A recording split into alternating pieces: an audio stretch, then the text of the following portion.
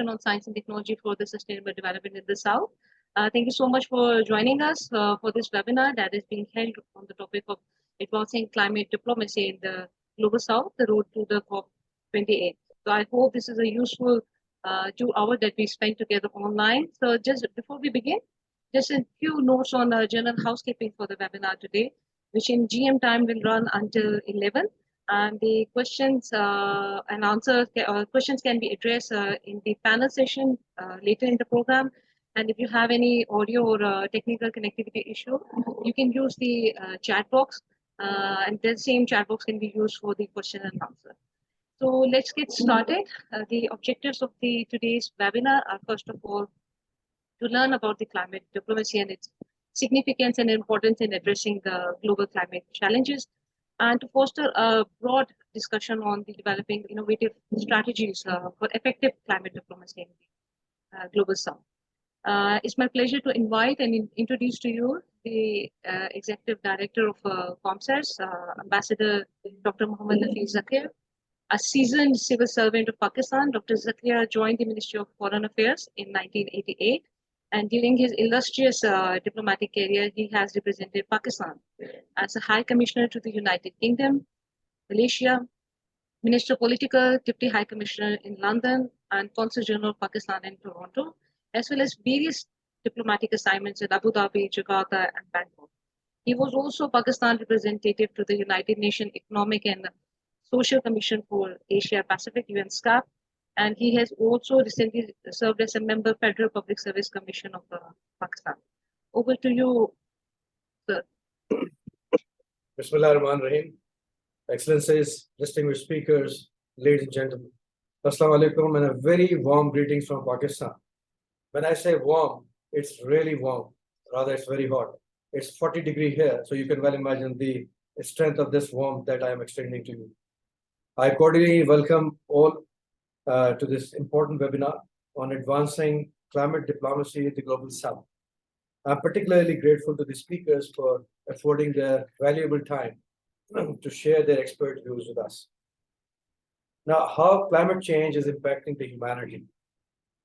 According to analyses, the El Nino forecast for 2023 alone may adversely impact the world economy by $3 trillion in the foreseeable future. Extreme weather decimates vital sectors of economy like industry and the agriculture. We are experiencing as to how changing weather patterns are resulting in unprecedented floods, severe droughts, and impacting people's health with bearing on national security directly and indirectly. Wise man said, and I quote, "With challenges come the opportunities." While one can't fight the nature, no matter how strong a country may be, but our efforts based on recurring experience help devise ways to help prepare, lessen the impact, and mitigate by bringing about solutions manifested in scientific, political, social, and cultural measures that we take. Challenges converted to opportunities which led to drought-resistant seeds, flood-proof houses, enhanced irrigation efficiency, and many other science and technology-based measures. There is a growing realization among the governments to recognize and address climate change through national policy instruments. Developing countries in the Global South often face climate challenges due to their vulnerability compared to the advanced world or the Global North to the natural catastrophes.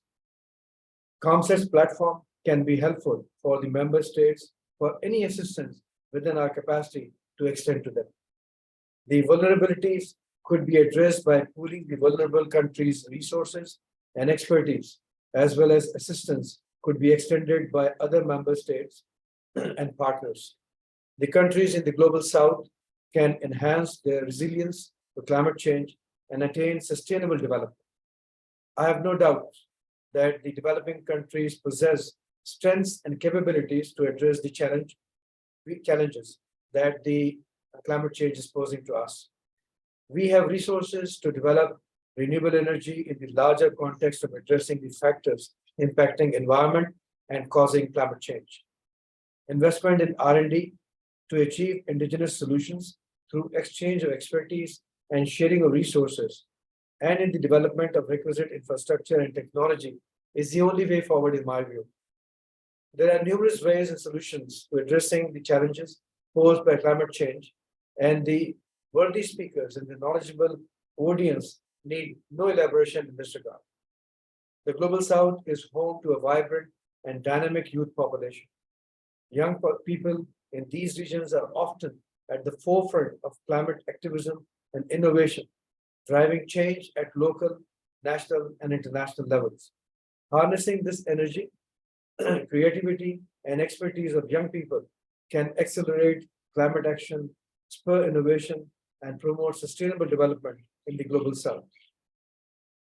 Ladies and gentlemen, capitalizing on the strengths and opportunities can empower the Global South to play a crucial role in advancing climate action, shaping global climate policy, and contributing to a sustainable and resilient future for all.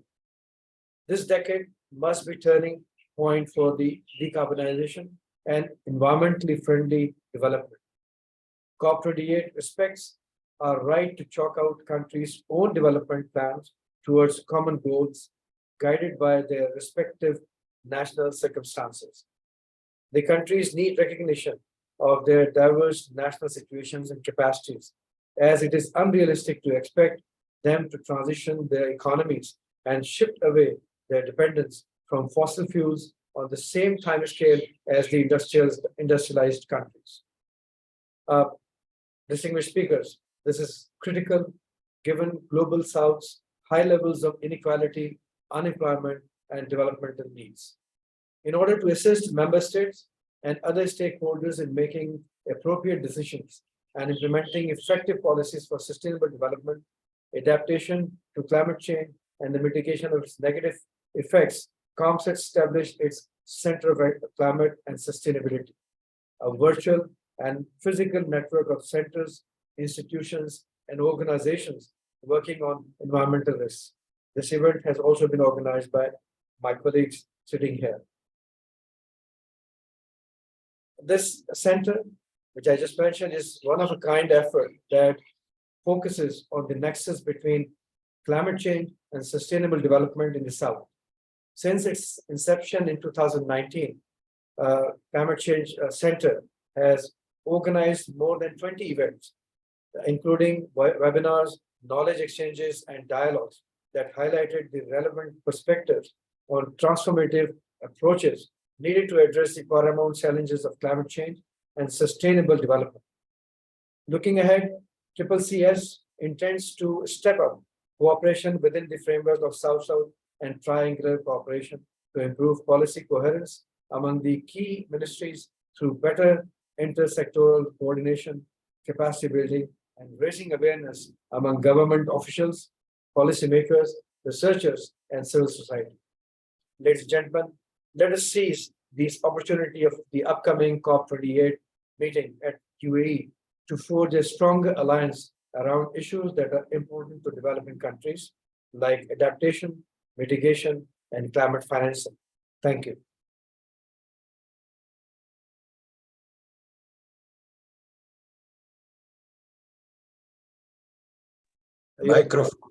Microphone, Dr. Paluch. There we go. My mistake. Thank you, sir. Plenty of food for thought. It's my pleasure to welcome our first speaker of the technical session, Professor Jinghe Zhao, Executive Director at the Secretariat of Alliance of International Science Organization, ANSO. Before his current position, Professor Zhao was a Director General of the Bureau of International Cooperation at the Chinese Academy of Sciences. He has worked in different posts that allowed him to gain experience in the international relations at the Chinese Academy of Sciences. He has also worked as the second and the first secretary in the Science and Technology section of the Chinese Embassy in Washington, D.C., USA. His research interests are science policy and international cooperation in science and engineering, and his publication includes several articles on the science policy and international cooperation in many international journals. Can I hand it to you, Professor Zhao? Well, and the respected Madam Chair, and Well, and distinguished guests and ladies and gentlemen, and thank you, for that nice introduction, and basically I'm jack of all trade and expert of none. That revealed that I really don't have a science background, but has been working in the scientific field for 40 years up to this moment. So uh, please cut me short. I'm not going to use more than 15 minutes. A great pleasure and honor for the opportunity to speak at this occasion on opportunity to strengthen a global South in climate actions. First of all, I should say this is the timely meeting for COP28 and extend my sincere congratulations. My talk today cover two aspects. One concerns the Chinese efforts and accomplishments in accompanying climate change and protecting eco environment. The other will be a brief introduction about the lines of international science organizations and what opportunities it offers in terms of promoting international cooperation in climate change and sustainable development. As the developing country, China's efforts and achievements in these regards show to a certain extent, I just say certain extent, about potential opportunity strengths of the global South in helping mitigate adapting climate change from the viewpoint, particularly of jointly constructing a community of humankind with a shared future. Bearing in mind, that goal. And first, China is very much committed to the thorough implementation of the spheres of Paris Agreement and developing the global-wide mutually-beneficial win-win governance system on climate change. China also adheres to the principle of equality and common but differentiated responsibility and respective capacities in tackling climate change. The distinguished speaker mentioned this point.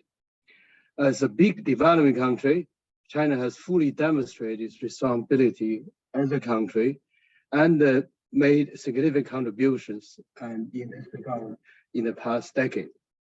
Since putting the eco-civilization construction in China's overall development plan at 80th CPC conference, China has embarked on the road exploring a new development pathway that emphasizes the harmony between man and nature.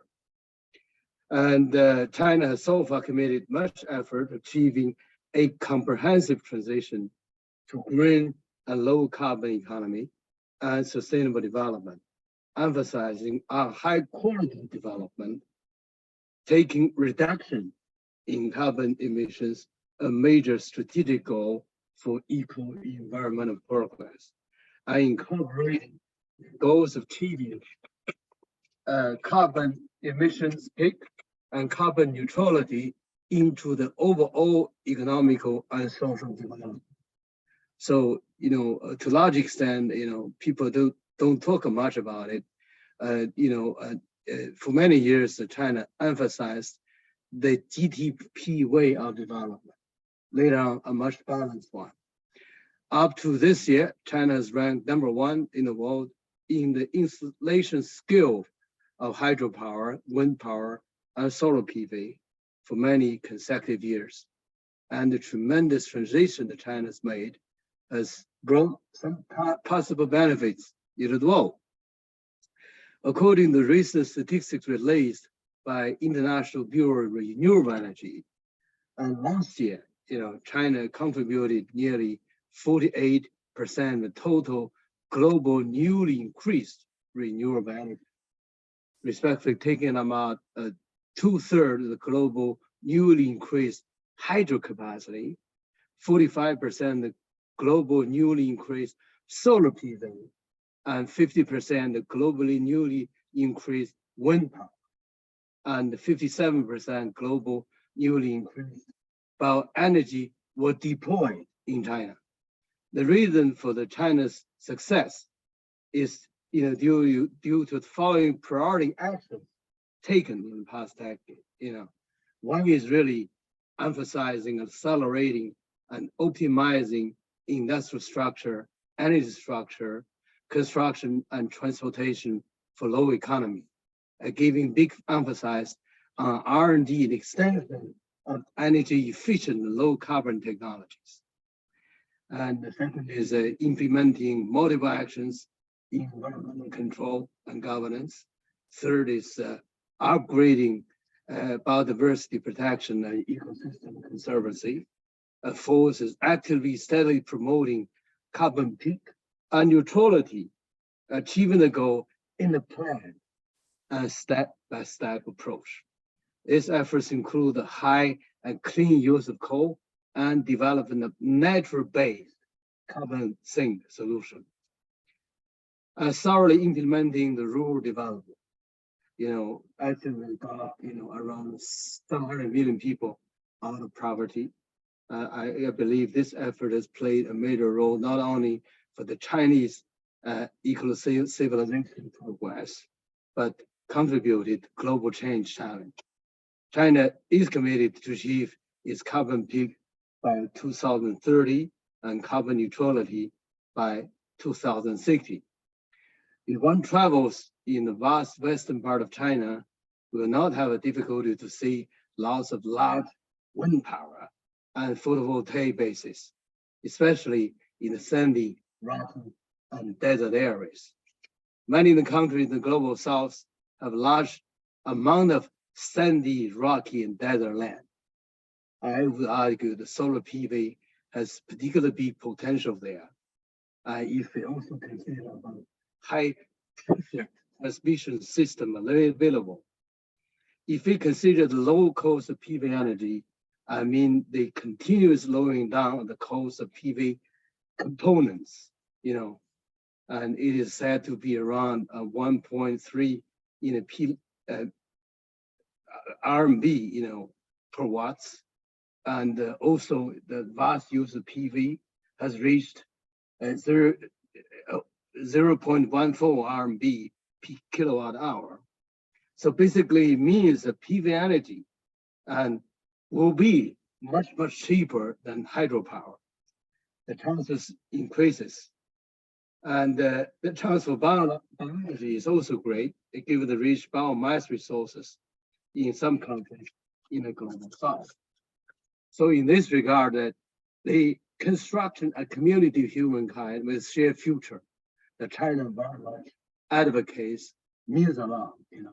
If we really don't aim at that goal, it's really hard to achieve, joint development. Such community, my interpretation, contains our meaning: interdependence, mutual benefits, sustainability, global partnerships, and governance among countries and peoples. Despite the level of economic development, difference in political system, culture, religion, race, color, which country you're from. In this community, all should work together for shared development.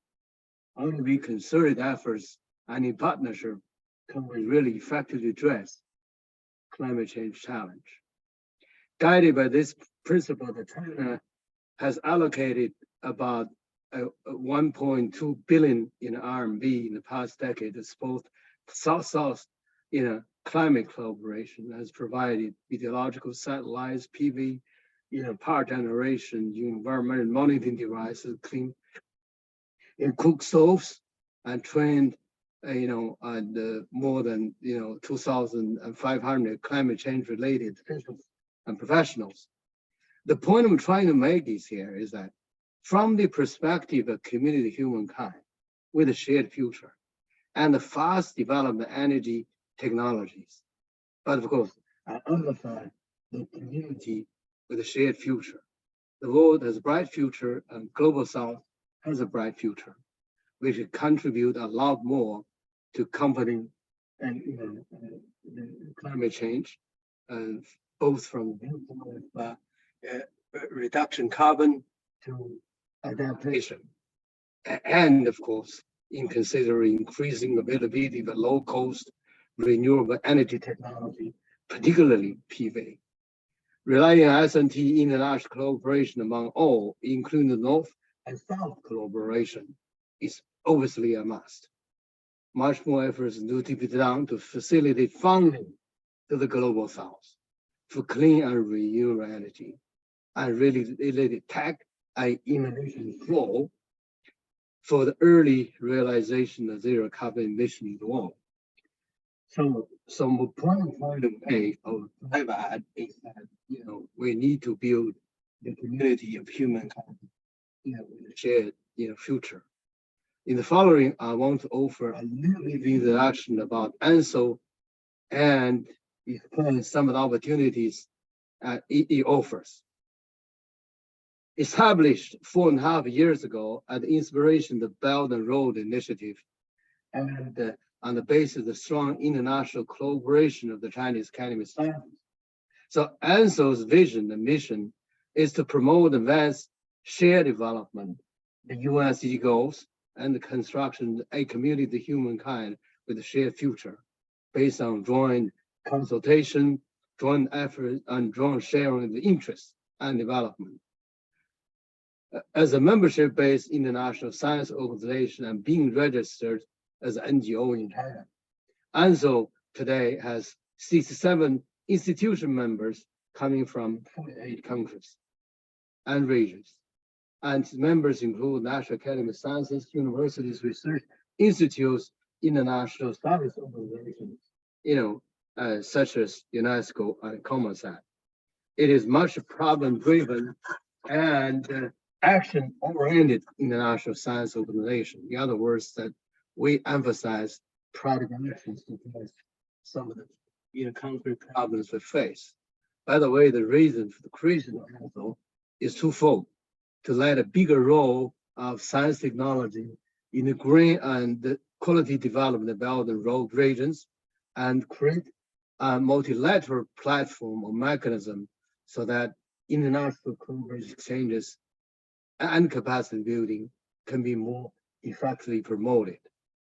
And so largely it raises the flag of science technology, innovation and capacity building for the quality development of the Belt and Road Initiative and the international collaboration flag to address these common and green sustainable challenges.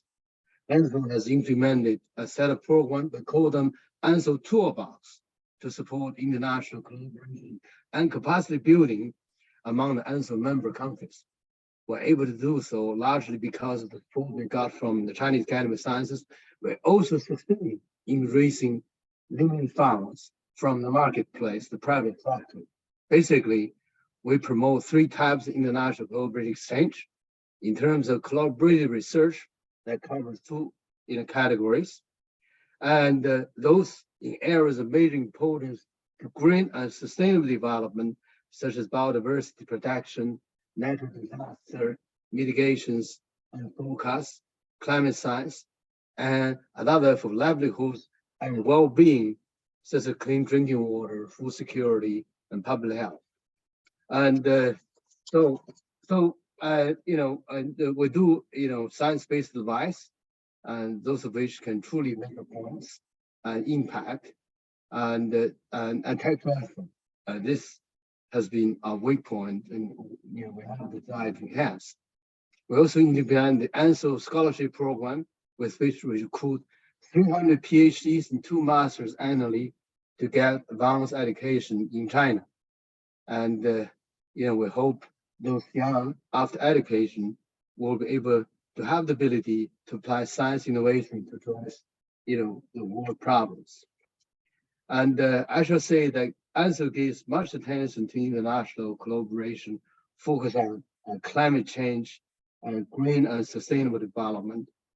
And of course, we also formulated 19 international science-saving networks to help us achieve our vision and objectives. So I do have a lot of examples just to give you a few. For instance, we support microplastic pollution in the ocean, finding the mechanism and control among a number of countries in the Pacific region area. The center is the coral reef. We have supported R&D of nano-based construction materials by putting nano paint with local construction waste in Finland, involves a couple of countries. And you paint that on the roofs and the walls, it cools down the building, see benefits. and also, the R&D of new method to capture uh, carbon CO2 with much less cost. The PIs from the Jordan Academy of Sciences. So a product like that, I do want to mention that being the UNESCO consulting status, we provided a number of strategic supports, including 3C, the classification, coordination, collaboration into advanced USDG, and China experience in poverty reduction. One thing, I have to say, I just finished trip with the director of the UNESCO Beijing office to investigate the possibility of launching a natural-based solution, that is to enhance plantations of mangroves and bring in the carbon credit. Down the road, we'll do more. And of course, that's, I'll come to the end of my, presentation. And inclusion, I want to say that according to the IPCC reports, the average temperature, from 2011 to 2020 was hottest on record, and human activity was much to blame on the climate system. And climate change concerns each one of us, every country and every region, and we need to put our hands together. Thank you so much. Thank you.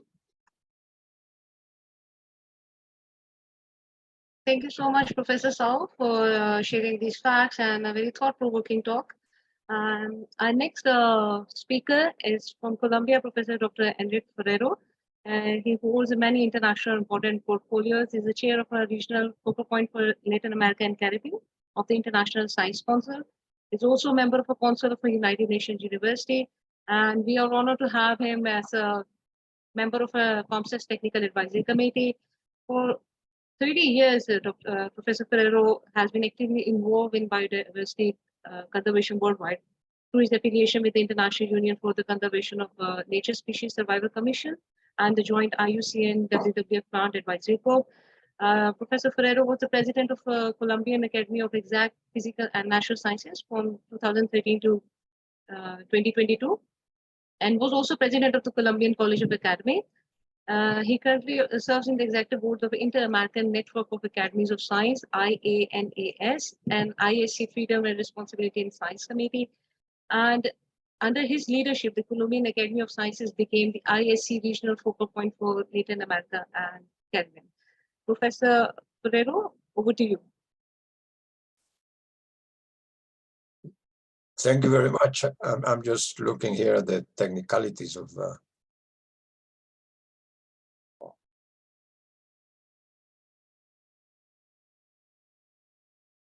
okay. Can you see the presentation now?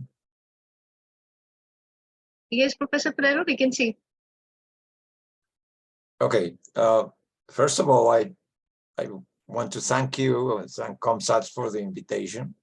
I have to say that I'm extremely proud to be a member of the Technical Advisory Committee of COMSAT. That I was appointed in December of last year, and I have to thank Dr. Eduardo Posada, who is a member of the board of the COMSAT, for suggesting my name to be a member of this important committee. Thank you for the presentation also. It is really a pleasure and an honor to be here and to be able to give you some ideas about the climate diplomacy or science diplomacy, as I would probably put it, because I'm going to talk more from the point of view of the science and how can science become a good diplomatic tool for helping solve the problems of climate change. So as we have already heard, and we will hear again, I'm sure, in the other presentations, we are facing very, very difficult, complex problems together with the climate crisis, nationalism, geopolitical realignments, migrations, armed migration, economic instability, and the results of the health crisis in the century. So one of the things that I want to emphasize in my presentation is the need for alignment and collaboration in the international space that is now extremely urgent. So that's probably one of the things that you're going to hear a lot about in my presentation. I'm going to go through a few of the main problems that we're facing regarding climate change without going into detail in any of them, because most of you know most of what I'm going to say, but some of you probably are not as familiar with some of the things that are happening in this part of the world. It seems to me that Latin America and the Caribbean are not on the in the radar of many international organizations, and we have to change that. So that's one of the reasons why I'm going to go through some of the problems, not only globally but mostly locally. We know this, what I'm showing in this chart. And now, unfortunately, we just heard from China and all the efforts that China is making to change the situation, to improve the situation. And that's really very, very much welcome. And we're happy to hear everything that China is doing.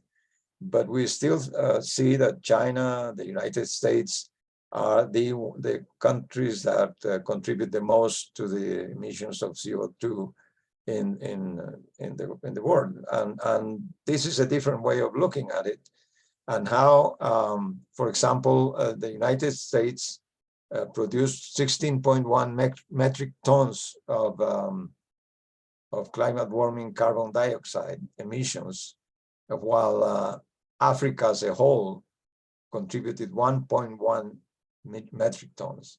It's a huge difference. It's a huge problem, and the problem is complicated by the fact that the least developed and least able countries are the most vulnerable to the climate change effects. You can see in the map on the right that most of the countries in a large part of Africa, some in Latin America, and some of the islands in Oceania, small island states, are the ones that are going to suffer the most, or are suffering the most from climate change problems. And these are some of the impacts of climate change. Extreme heat. We are seeing in the news today how Mexico and southern United States and many other parts of the world are suffering from very high temperatures, something that they had never seen before. And that's happening also, is beginning to happen in Peru, in Ecuador, and certainly will happen in Colombia very soon. Heavy rainfall, we know that it's either one thing or the other, extreme heat or heavy rainfall.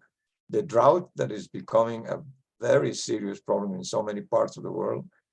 Fires, and the problems with the ocean. The ocean is probably one of the least studied and most forgotten ecosystems in the world, at least in our part of the world, has not been given enough attention. Coral reefs, for example, are a problem. People talk about coral reefs. Something is being done about that. But there are many other problems with the oceans that are not being tackled by the international community. Many of you have seen this, many of you maybe haven't. Look at what happened with fires in South America alone between the years 2019 and 2022. And all the devastation that fires around the countries of Latin America, in particular, as you can see in the map, Brazil and Colombia, and a bit of Venezuela suffered a lot from these fires. And that, of course, has impact on many other areas like hydrological cycle and things of that sort. So this is to call your attention on how dangerous it is to continue with these fires, and it's very difficult to control that. And that is the reason, or one of the reasons why the El Nino events are going to be more frequent and more extreme. That's what we're living now with, we're passing through now with all these high temperatures in many parts of the world, and particularly here in Latin America. And the increase in frequency of the La Nina events also is something that is coming, and scientists have called attention on that. This is a real serious problem. The migrations, the human migrations that are caused by climate change. Millions of people will lose the capacity to live where they live now. I'm going to show you some very hard pictures of what is happening. Many regions, especially in tropical areas and the global south, will stop being an appropriate niche for human beings. And in countries like Colombia, my country, this may happen within the next decade, most notably in the Caribbean region. Some of you know, probably some don't, that Colombia has coasts on the Caribbean and also on the Pacific Ocean. But look at this map. This is really scary. How the northern part of Colombia, the Caribbean region, is going to suffer and is going to become impossible to live in this area, which is about a fourth of the extension of the country. All this region in the northern part of Colombia, and of course you see the rest of the map, how these parts that are going to be suffering the most are in the tropical regions and the least developed countries. This is a truth that we need to talk about. Humanity has spent decades building programs that move extremely slowly. In the meantime, climate change has moved forward and has reached very dangerous levels at the present time. The world needs profound social and economic changes to mitigate climate change and to attend to these challenges. As the one of you already said, there is enough scientific knowledge and there is enough technology to move ahead with possible solutions. But society and the economy are limiting factors. Science diplomacy should play a crucial role in breaking those barriers. Let me go back just for a second to the economy. When you talk about facing all these problems and you look at the economies of these countries, you really get very concerned about how we in these countries are going to be able to face these challenges. When countries in South and Central America have what they invest in science and technology is always, in most countries, below 0.5% of the gross of the GDP, below 0.5%. Some of them are as low as 0.03% of the GDP investment in science and technology. The only ones that pass that level are perhaps Cuba with 0.6 and Brazil with 1.1. The rest is all very low investment, and it doesn't seem to be changing. On the contrary, things seems to be getting worse. So let's look at some possible solutions. One, probably one of the most important ones, is the protection of the Amazon forest. The Amazon forest is not just Latin America, Brazil, Colombia, the 7 countries or 8 countries that belong to the Amazon region, or to which the Amazon region belongs. It's the whole world that suffers from the destruction and the deforestation in the Amazon region. So saving the Amazon and working on behalf of the Amazon is something that is of concern of all of us, all of you sitting where you are, and the rest of the world need to be very concerned with this. Possible solutions: the reduction of production and financing of fossil fuels must be accelerated. We all know, and someone already said it, I think our chair, we cannot expect for this to change in the next 5 years. We're still going to be depending on fossil fuels. for development, for industry, for many things. And so certain governments say that they're going to stop doing exploration, and that's not realistic, because we still depend on them. That doesn't mean that we don't need to work on the transition to clean and renewable energies, and that it should be accelerated. I'm very pleased to hear what China is doing, and you know, I hope that we can share some of this information that you have given us, so that people know what you're doing in this regard, because it's really impressive. The numbers you mentioned are really impressive, and probably not well known by most of us. This is something else. I already said that there are years and years planning on what we're going to do, but nothing happens. And so we need to seriously implement the Paris Accord, and the developed world has to seriously invest in mitigation, adaptation, and paying for the losses and damages that climate change. Nature-based solutions. One of you mentioned it. I think a person from China mentioned the nature-based solutions, protection and restoration of natural and sea natural ecosystems, terrestrial and ocean ecosystems, management productive land and seascapes, and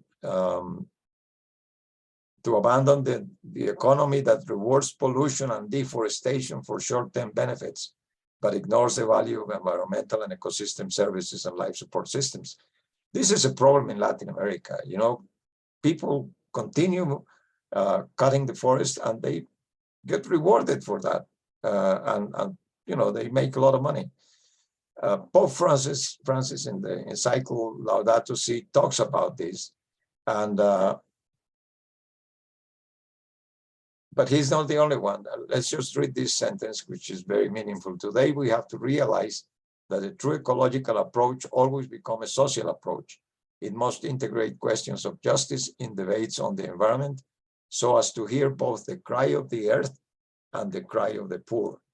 But the Catholic Church is not the only one that has expressed concern about the problems of climate change. All of these religions have, at some point or another, made statements regarding the situation with climate change. So it's something that people understand, people are concerned about. Environmental jurisprudence. In Colombia, for example, the Supreme Court gave the Colombian Amazon rights, so it has to be protected by law from all the damages that are happening. Bioeconomy. This is really something that has been talked about a lot in countries like Colombia. Colombia is one of the most diverse countries in the world, culturally and biodiversity. And in biodiversity, we are second to China and perhaps Brazil in biodiversity, but we have not been using our resources as we should. And bioeconomy is a wonderful possibility to make changes in the economies of these countries. Citizen pressure, the individual vote, and you know, in those countries with elections coming up, who do we vote for in those elections? Are the people we're voting for interested in education, in science, in climate change, or are they, on the contrary, interested in more personal interests? Another possible solution to recognize, include and involve ancestral environmental knowledge in environmental education and discussion. This is being done at some level in some parts of the world, and it is important, and it's becoming much more important every day. But we have to think about the rights of our descendants. What kind of world are we leaving them? This I'm not going to read, but this has to do with the fact that many countries in the global south are making efforts to confront the global crisis.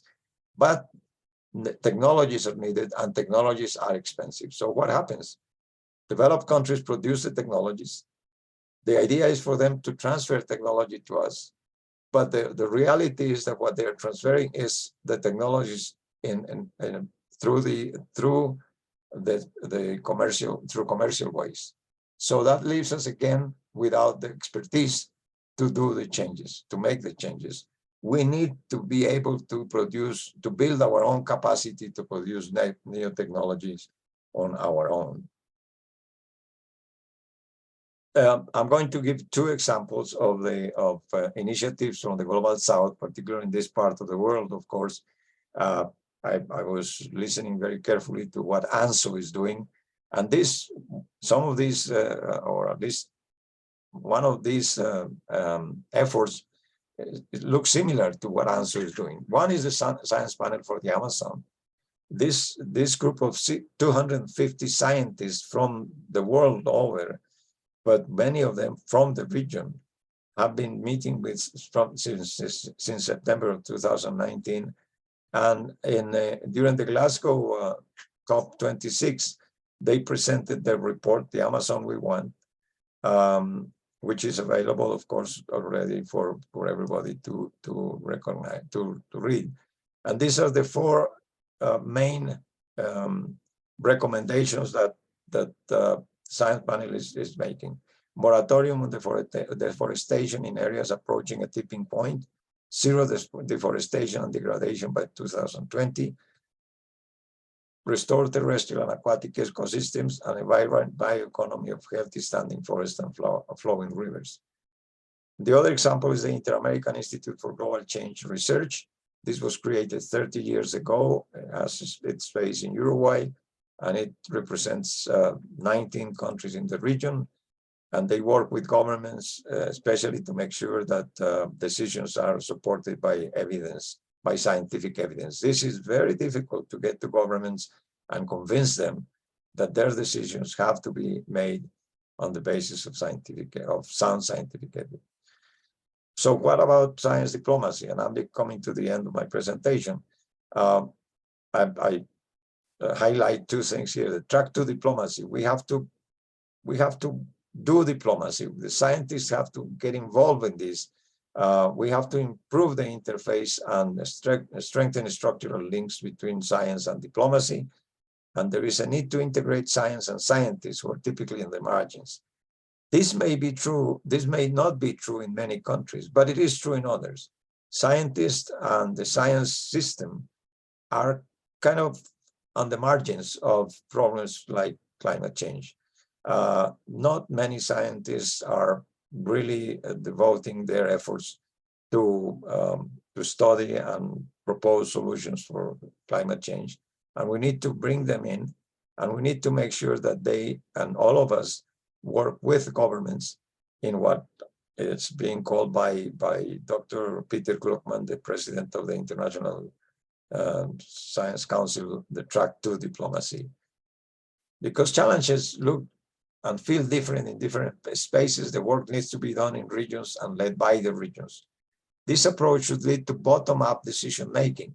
If you think about it, most decisions are made in the global north. Even if they're looking at the global south and they're talking about solving the problems of the global south, the decisions are made there. So some of the pictures I showed you and some of the realities that I showed you are not really taken into consideration when these decisions are made. And to make sure that all decisions are based on science evidence. So what do we need? We need coordination. That's fundamental. We need solidarity. There are countries that are going through very difficult periods, and we need to be solidarious with them and work with them to help them overcome these difficulties. We need collective action. This is something that we still don't have. Right? We need to work very hard on this. Cooperation and networking, developing relationships between scientists, and increase South-to-South collaboration. I think that's extremely important. Before I forget, I finish, and let me take just a couple of seconds just to refer to things that have been said already in the 2 or 3 presentations previous to mine. One is the importance of young people. We need to work with them. In Colombia, for example, we created what we call the Colombian Young Academy, which is associated with the Academy of Exact Physical and Natural Sciences, We're bringing young scientists into all these problems, making sure that they understand and participate in looking for decisions, for solutions to these problems. One of you talked about a shared future. Yes, let's think about the shared future. We are all in this together. It's not a problem of the South, it's not a problem of the North, it's a problem of all of us. I was very interested to hear what ANSO is doing. And as I said, the IAI in Latin America looks similar, and I don't know if those two organizations are working together. One thing about capacity building, just one word, capacity building is very important, but I think as important or more important is collaboration among us. I think the scientific community and in general the community have to start working together and really make sure that there are networks, that the capacity that is already existing in developing countries, in countries of the Global South, is used, is recognized, and is taken into consideration when decisions are made and when all these international and COP28 happen, and when all these things are considered. So I just want to insist that capacity building is very important, but I think networking and collaboration among us is as important or more important. These 4 or 5 people helped me in the preparation of this presentation. They're all working in climate science. And so most of what I said is supported by their scientific evidence. And in the International Science Council, we have been discussing about these issues. Thank you very much for your attention. And I'm sorry that I took a few more minutes than I was allowed to. Thank you so much, Professor Cordero, for such an insightful presentation, highlighting the key concrete issues to suggesting the possible solutions. We have a comment from the Executive Director, COMSAT. Am I audible? Yes. Yes, sir. Just a short comment. Actually, the presentation made by 2 very worthy professors, Professor Chow and Professor Enright. We have taken note of your advices and your views, and we are going to work on that because COMSAT, as I said, is a platform which can actually assist the countries in the South. So we are going to make it more effective as far as possible within our capacity.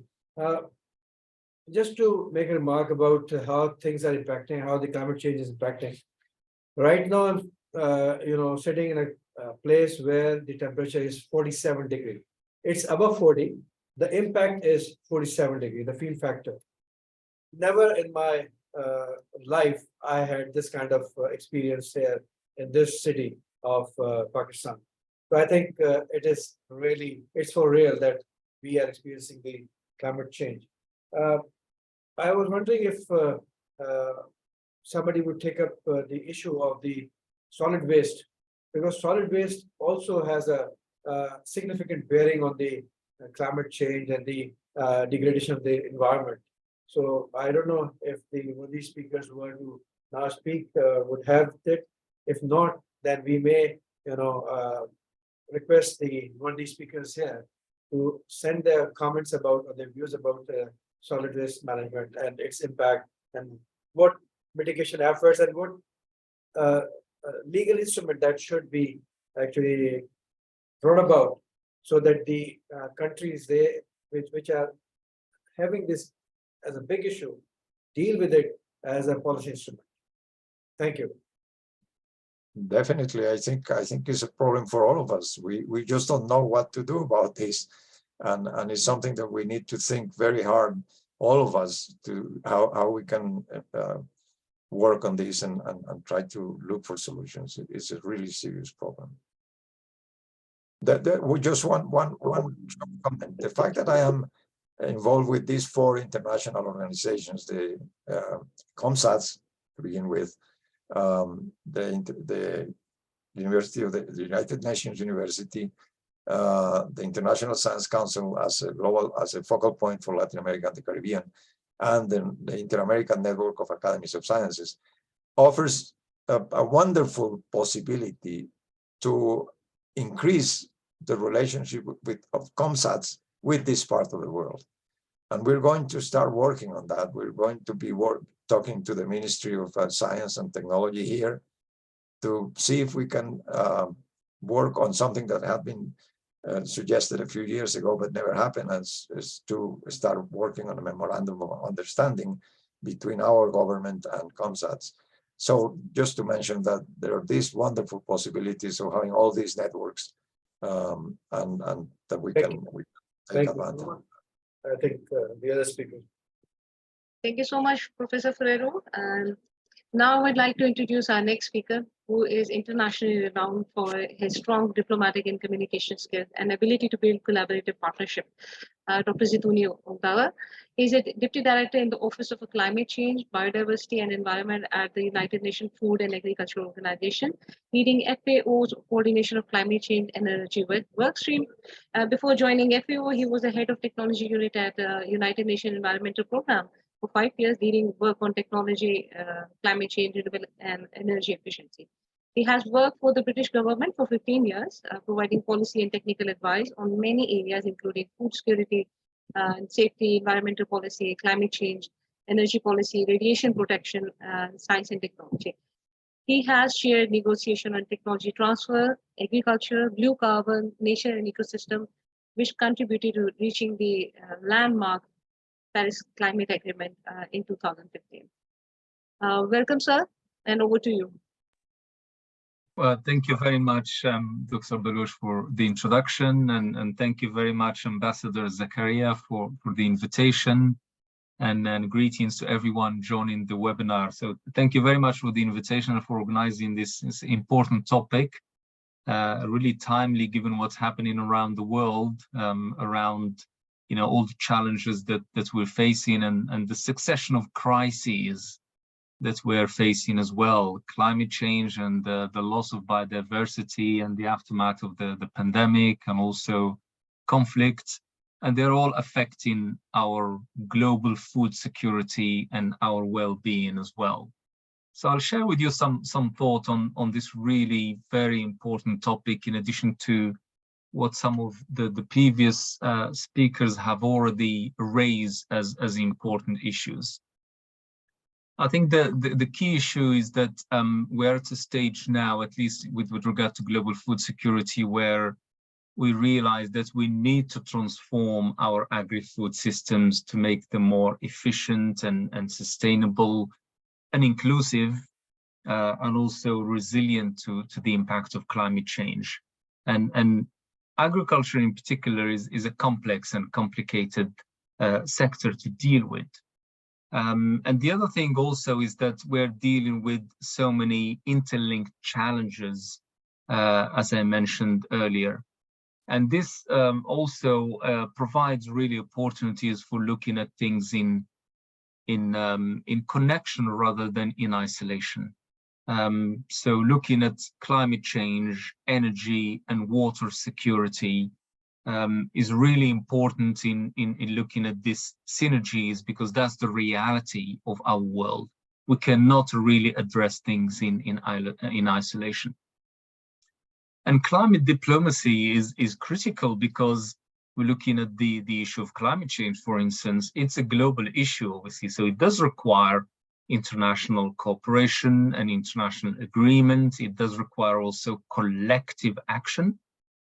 And we have to also acknowledge the fact that there are differences between countries in their capacities in dealing with these crises and in addressing the impact of climate change on the countries. And there are opportunities here that the global South can also show leadership in addressing these issues, in facilitating international collaboration, in hosting dialogues that can actually really facilitate this diplomacy and leads to some tangible results.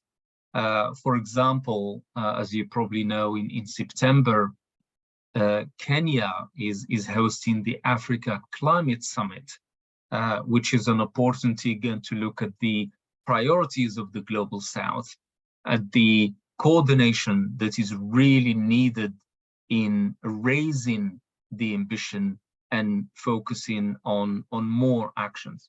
And this brings me to another point that is really important, that diplomacy also needs to focus more now on solutions. We've been talking so much about the problems, about the challenges, which we know and we hear about constantly. But I think we need to talk more about, well, what we need to do about this. How can we join forces in a collaborative and diplomatic way to start harnessing the power of innovation, to start harnessing the power of technology so that we can deploy solutions across the board. And these are opportunities, obviously, for innovation, for development, for the Global South in particular, and renewable energy is one example of that. Investment in renewables to address the energy security, but also climate change and development needs. And someone said earlier that it is important to invest in young people, and absolutely, particularly for the Global South, the youth is an amazing capital that we need to invest in to help achieve so many benefits for society and particularly for the Global South. So there are so many solutions actually in the Global South that we need to bring to the front and use them in our diplomatic engagement in trying to address these global challenges that we are dealing with. And addressing also the implications of climate change on peace and security, because climate change now is threatening peace and security through migration, through the various extreme weather events that lead to increased famine and increased challenges in the countries that lead to displacement of communities and migration. So supporting countries to enhance their action and raising the global ambition in international climate cooperation is really important. And one other issue that is very critical to the Global South, even though it's becoming really global, is the importance of climate change adaptation and building resilience. We've been focusing so much on mitigation, but adaptation now has become so critical. We have no choice, basically, but to adapt to the impact of climate change. So here again, diplomacy plays a really key role in trying to see how do we adapt to the impact of climate change and build resilience for the long term. And the issue of loss and damage, obviously, that becomes also a diplomatic way of talking about climate change preparation and climate change reparations, if you like. And the other thing I would finish with is, well, diplomacy requires so many things, and particularly in the Global South, there are challenges, there are issues that need to be addressed to facilitate the effective diplomacy. I think the previous speaker spoke about the importance of a capacity building. Absolutely, the technical capacity and infrastructures, they are key and they remain a challenge and a gap in the Global South, because we don't really have sufficient capacity. There is a local capacity, and it's true, we're not using it. We should use that local capacity more to build it further, to increase it. But at the moment, we are not seeing that. And just to give you an example, in the context of climate change in FAO, we have been supporting women in particular to take part in the climate change negotiations, to build their skills in negotiations, in diplomacy about climate change. And that's something that has been really very effective in seeing women in particular participating in that.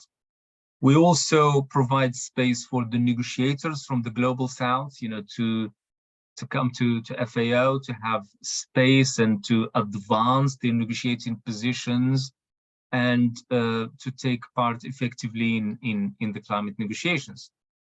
We also have a vision about achieving this global transformation of agri-food systems that I was referring to through what we call the 4 betters: better production, better nutrition, better environment, and better life.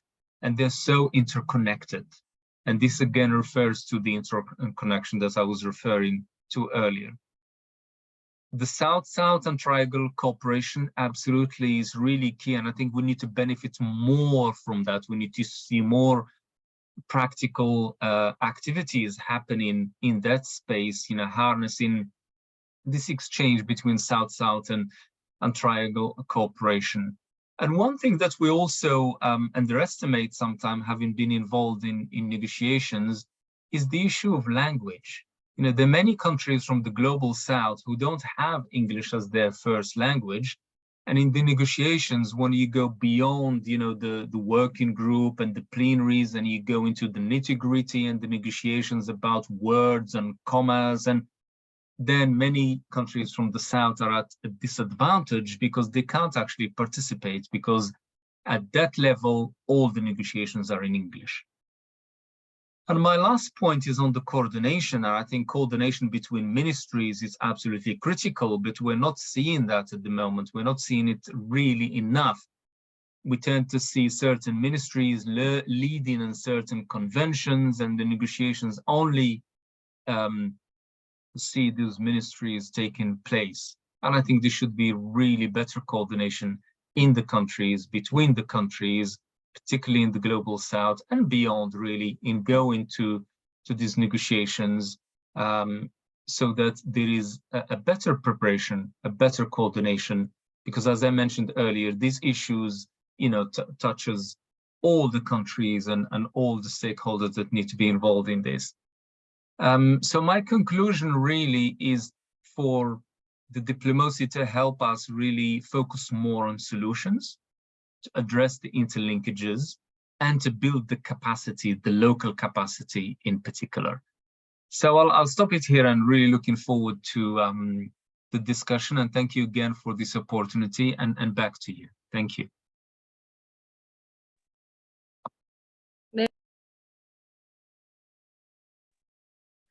Thank you, Dr. Zitone, for lending your precious time and sharing your substantive expertise, and giving us an account of efforts for promoting and advancing climate diplomacy and South-South cooperation. Next, we have Dr. Suhail Malik, Technical Team Lead at Climate Resourcing Coordination Center, CRCCC. He has served as a special advisor to Executive Director and Head of Portfolio Management of Green Climate Fund. That is the largest climate fund created by UNFCCC. Before that, he has also served as a division manager in Islamic Development Bank in Saudi Arabia, country director of International Union for Conservation of Nature, IUC, in Pakistan. Basically, a development practitioner working in the areas of climate finance, water, and energy. He has carried diverse experience of 40 years, including senior leadership positions, steering inter and non-governmental, bilateral, multilateral, private and public sector operations. He has managed multi-sector complex projects in sustainable development, poverty alleviation, climate change, and financial services, and is well versed with all aspects of project lifecycle of international financial institutions. Thank you, sir, and over to you, Dr. Suhail.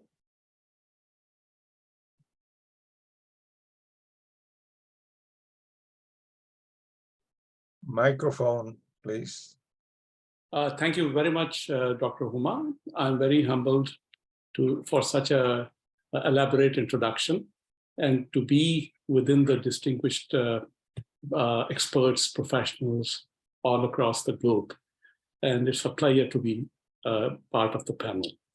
So the topic I have, let me first share my screen, if you allow me.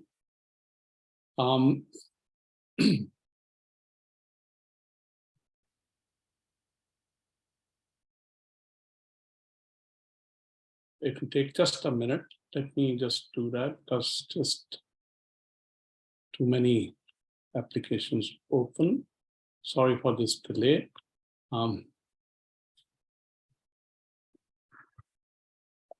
Can you see my screen, please? Not yet, Dr. Shahir.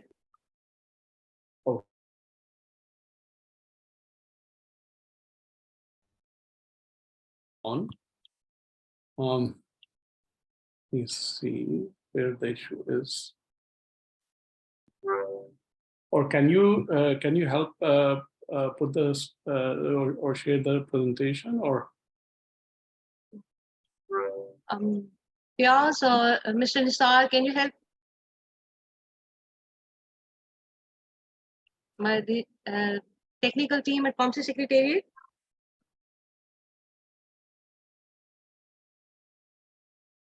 Let me start screen sharing again. And now can you see my screen? Yes, we can see now. I'm sorry for this delay. Yes. But my topic is, slightly different from other speakers. It's moving into the whole, dialogue. It's on key expectations and priorities of the Global South for COP28. So I would, so I will cover my presentation in 4 parts. The first being setting the context, 2, talking about the key outcomes of COP27, 3, anticipated outcomes from COP28, and then finally moving on to key expectations and priorities from COP28 negotiations. Setting the context. Let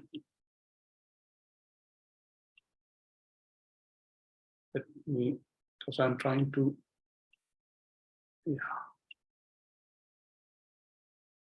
So none of the world's largest fuel producers committed ending new investments, instead are increasing. So G7 members continue to finance fossil fuels despite pledging to end new finance. Oil companies paid 110 billion in dividends and share repurchases, higher than our ambition of 100 billion per year target. For COP28 to facilitate an agreement on a rapid transition from fossil fuels to clean energy, it needs to ensure that finance going to the Global South to fund this shift is massively increased. For example, Africa has 39% of world's potential, yet receives 2% of global investment in the sector. So, and then COP28 also has to secure contributions for the loss and damage fund as agreed. The fund remains empty while increasingly devastating climate events continue to play havoc with the poorest, as has been shown earlier by the earlier speakers. Even fraction of a degree warming makes heat waves more intense, droughts more prolonged, and storms more severe. For example, in East Africa, 20 million people are facing starvation, largely because of an unprecedented drought, which was made 100 times more likely by climate change. So protecting global food systems is urgent, as extreme weather events have amplified ongoing food insecurity and reducing levels of productive land, impacting about 258 million people in Global South. Now we come to key outcomes of COP27. COP27 marked the shift to implementation of the Paris Agreement. There was an agreement to provide funds to developing countries for climate change, loss and damage. However, no agreement on where the funds would originate or how the financing would be provided was possible. There was establishment of institutional arrangements for Santiago Network on loss and damage to enable its full operationalization. Launch of mitigation work program was there. Establishment of a work program on just transition. Call for climate sensitive reform by MDBs and IFIs, and implementation of climate action on agriculture and food security. Also, there was a lot of expectations that were pinned on global stock taking outcome. On one, highlighting the scale of adaptation, ways to enhance adaptation and monitoring and evaluation systems, and to avoid maladaptation. Two, key actions to be taken across climate actions, landscape to avert, minimize, and address loss and damage. Three, raising ambitions vis-a-vis the new funding arrangements and the establishment of the relevant fund. Moving on to informing the work of Just Transition Work Program, requiring IPCC to fill research gaps, for example, on tipping in the global climate system, providing clear guidance on resource mobilization in line with 1.5 degrees pathway, and climate action with respect to human rights, gender, and intergenerational justice. Now, these are a few of the expectations. There's a lot of more expected from this global stock-taking exercise. Then, as a run-up to COP28, the things which are going on at the moment is in the loss and damage selection of the host organization for the Santiago Network is ongoing.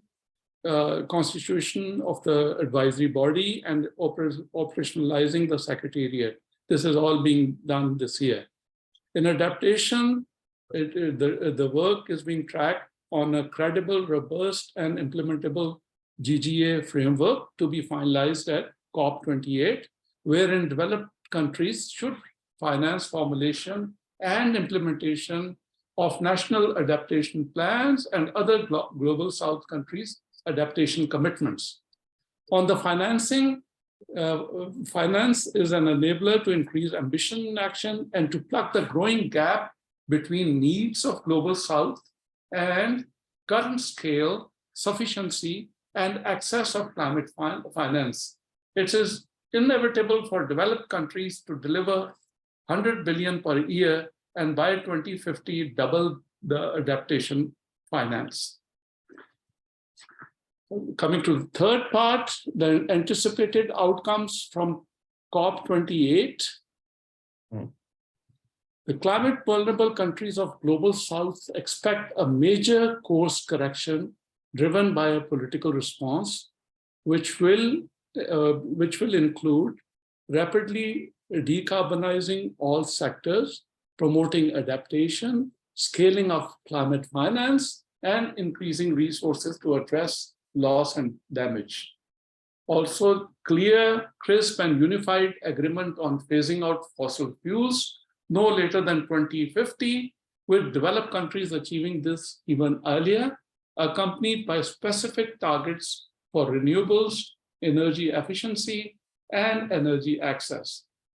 So coming to global stocktake, it should be successfully concluded. That is the anticipated outcome, which should begin, one, facilitating immediate implementation of current NDCs, two, strengthening international cooperation and other enabling conditions for enhanced NDCs by 2025 or earlier, with revised targets in addition to 2035 targets. Moving on, operationalizing of loss and damage fund with sizable pledges of new funds and progress on alternative sources.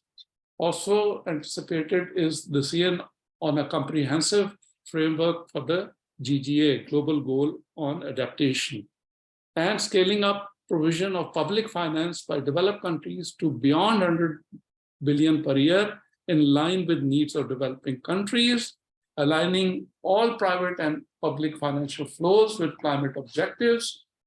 And finally, given the ongoing food insecurity and reducing levels of protective land, COP28 focus on protecting food systems could result in an action plan or a framework addressing food insecurity issues.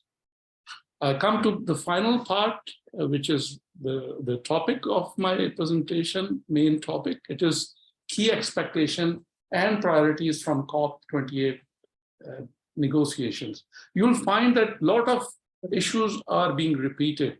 And the main reason for this repetition is that the agenda fortunately is continuing from the last COP, even before that. So most of the agenda in COP28 would be building upon on the successes or on of the earlier COPs. So outcome of the first, this is the key expectation and priorities. Outcome of the first global stock take, including a global roadmap to reset climate ambition and implementation in line with sustainable and equitable global pathways to 1.5 degrees with low or limited overshoot. The next one is phase out of all fossil fuels and related fossil fuel subsidies with targets for renewable energy, in particular wind and solar, for access to clean energy for all and for energy efficiency. A shift towards effective implementation at the sectoral level, urgent accelerated action towards and mobilization of resources for building climate resilience of vulnerable people in global south, while also addressing loss and damage. Nature to achieve its full potential in addressing climate change through nature-based solutions for mitigation and adaptation and nature. And finally, transforming the global food systems. New work programs on mitigation, on just transition to accelerate sectoral decarbonization and a just transition to renewable energy, which will provide guiding vision for both must include peaking global emissions immediately, reducing emissions by more than 43% from 2019 levels by 2030 and by 60% by 2035. And also the outcomes should inform and enable more ambitious NDCs in 2025 and 2030. Another key expectation is that there will be a decision on a comprehensive framework for the global goal on adaptation with guided structural approaches, defined mid and long-term targets, that is for 2030, 2040, and 2050, and adequate means of implementation. Then there will be finance and support for adaptation and building climate resilience, including a roadmap for doubling the adaptation finance commitment by 2025. For implementation of national adaptation plans, developed countries should provide adequate support to the developing countries. With this, I conclude. Thanks for your patient viewing. Thank you so much, Dr. Sohail, for such an insightful talk. This would certainly help COPS Center for Climate and Sustainability to come up with our own roadmap before the COP28. Our next and the last speaker is Dr. Anil Salman, a very dynamic academician with multidisciplinary background in economy, public policy, institutional governance, and blue diplomacy. He's currently serving as a chair, economic security at the Islamabad Policy Research Institute. He's a Fulbright scholar and an alumni of Harvard University, USA, Cambridge University, UK, and University of Bern, Switzerland. He has conducted specialized training in the areas of economics, leadership, and institutional governance in New York State Department, USA, World Bank, Washington, D.C., National Institute of Management, Foreign Service Academy, Islamabad, and Pakistan Institute of Trade Development, Islamabad. Welcome, Dr. Anil Salman, and I hand it to you. Thank you very much, Dr. Huma. And after listening to such an interesting discussion on the climate diplomacy, the topic that was given to me, it was basically the non-traditional partnerships and how they can play effectively in terms of the global negotiations. Now, if we look at the climate change issue, what we have seen in the recent years that the impacts have compounded, but it has created a very complex maze of ecological, human, and business risks along with the crisis. Now, we have seen the way we have interacted at the global level in terms of COPs, in terms of different initiatives and interventions that we have made.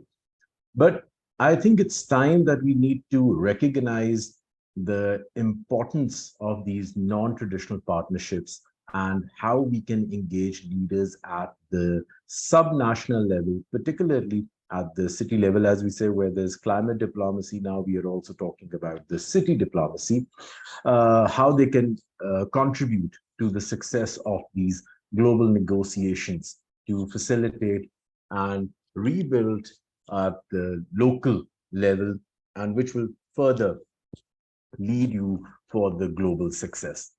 Now, I will be first talking about that why these non-traditional partnerships at the local level are important. And then I'll be talking about one of 9 prerequisites which are important to make these partnerships effective and sustainable. Well, how I see the first one is that that is the local expertise and innovation. And cities often serve as hubs of innovation and experimentation, tackling with complex challenges with localized solutions. And if we are engaging these city leaders and non-traditional partners, it allows us for the integration of their expertise, insights, and innovative approaches. Their on-ground knowledge provides us a practical and context-specific solutions to global issues, and which further enhances the effectiveness of negotiations. The number 2 is the bottom-up approach. The non-traditional partnerships promote bottom-up approach to the decision-making by involving the cities and the subnational leaders. Global negotiations can reflect the diverse needs, priorities, and perspectives of communities. And this approach actually increases the legitimacy and ownership of global agreements, as they are built upon the successful experiences and the outcomes at the local level. Number 3 is basically the collaboration and the multi-stakeholder approach. Well, what we see that these engagements at the local level, they don't include just these local leaders, but also the local governments, the civil society, academia, business, and community groups. And such multi-stakeholder engagement actually fosters an inclusive and participatory process, which harnesses a collective intelligence and diverse perspectives. What we see that when we are including these actors at the global level, what happens that we have broader range of interests that can be addressed, leading to more comprehensive and effective outcomes. The 4th one is scaling up our local successes. Successful initiatives at local level can serve as models that can be scaled up and replicated globally. Engaging with leaders at the city level enables the identification and dissemination of best practices, successful policies, and innovative approaches that have demonstrated positive results. And we have seen these cases in case of Bangladesh, in case of India, in Pakistan. We have this the 1 billion tsunami tree initiative. And these success stories can inspire and inform the global negotiations, helping to shape strategies and policies that are grounded in tangible achievements.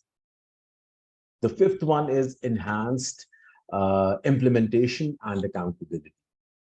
And in here, what we see that the local leaders often responsible for implementing global agreements and policies at the grassroots level. And once they have this ownership in terms of implementing these initiatives, we see much better results at the grassroots levels.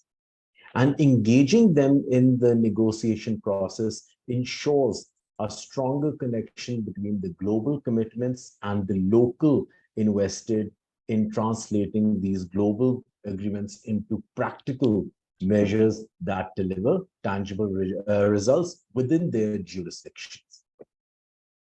So in the end, what I focus on, or what I feel, that if we recognize the importance of these non-traditional partnerships and engage subnational leaders at the city level, global negotiations can benefit from the local success stories, context-specific solutions, and inclusive decision-making processes. This approach can have a better, effective, sustainable, and widely accepted outcomes, which is certainly going to contribute to the success of global negotiations and rebuilding societies based on local achievements. Now, the second part, that how we can ensure that these local level or the city level engagement is going to be implemented, or how this is going to happen. There are 9 prereqs for that.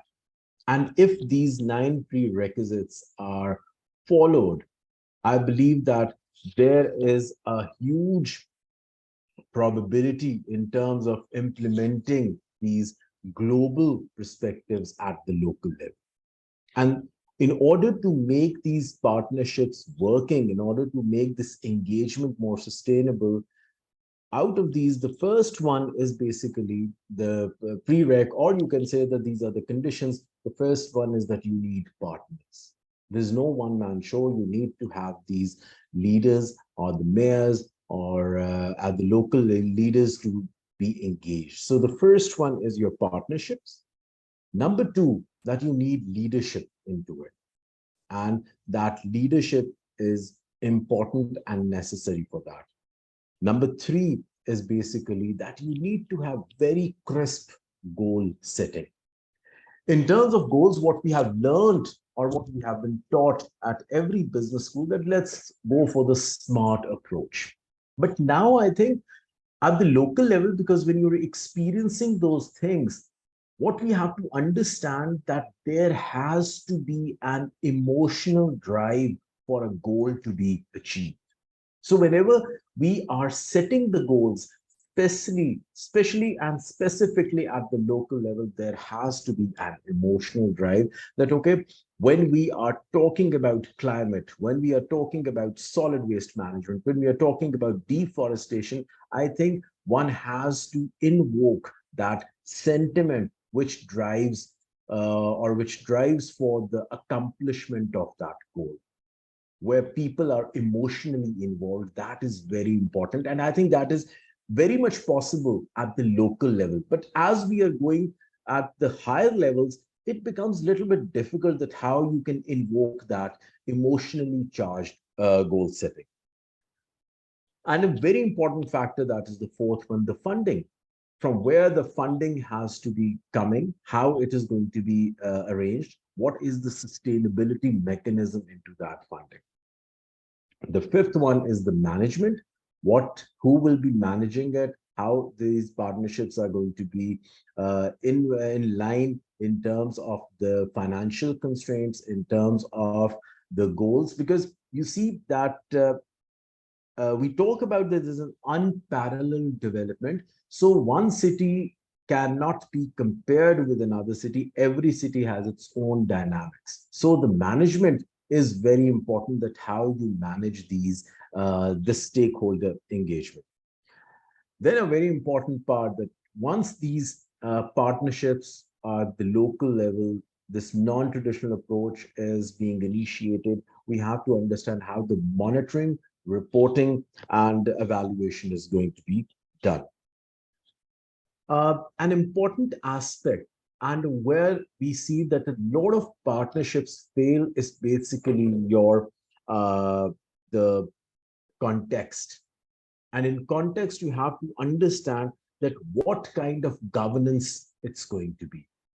The most appropriate governance structure that we talk about, that is the meta governance. It's basically organization of the self-organizing.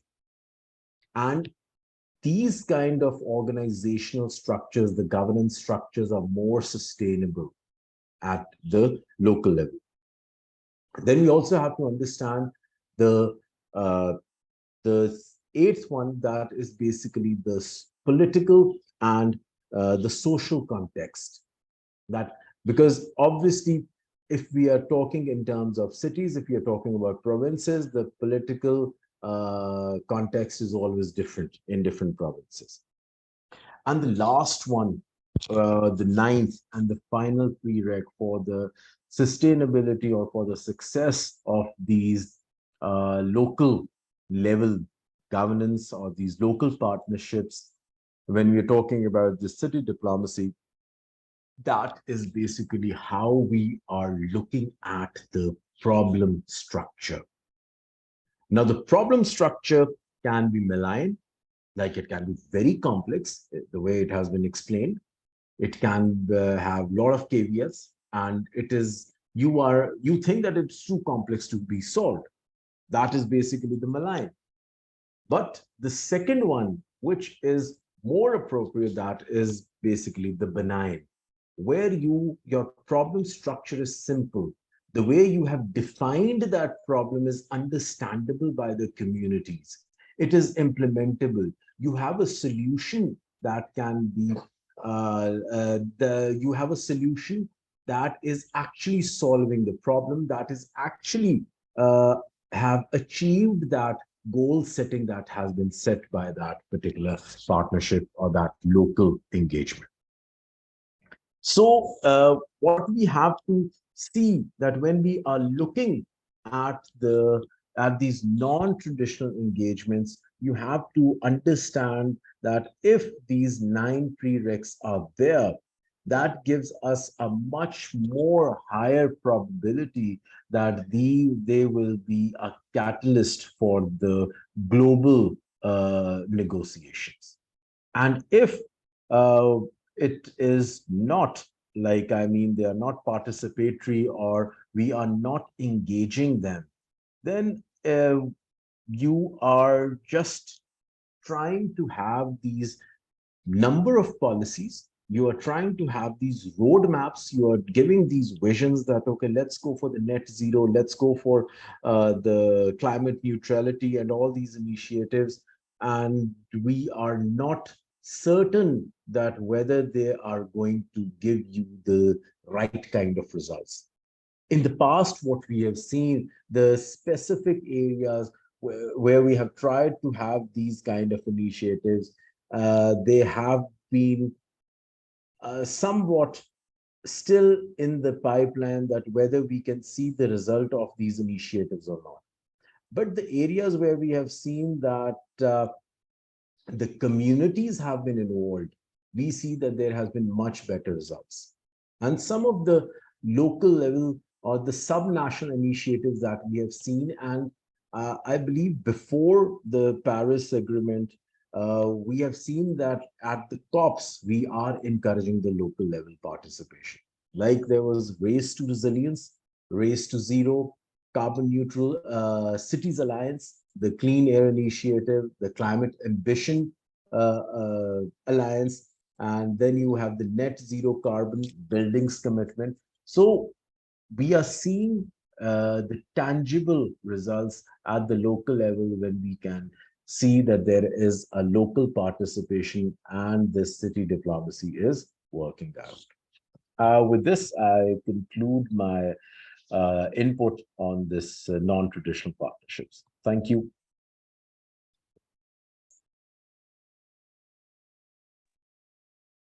Thank you so much, Dr. Anil Saman, for giving us a very comprehensive description of non-traditional partnership.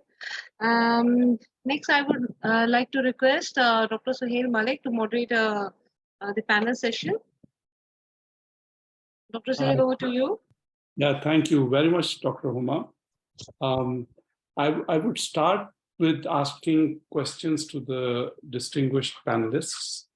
One by one, there are questions addressed to each honorable member. So if I can start with Professor Jinghua. Professor Jinghua, are you there, sir? Yeah, I'm here. Just give me a second. Okay, great.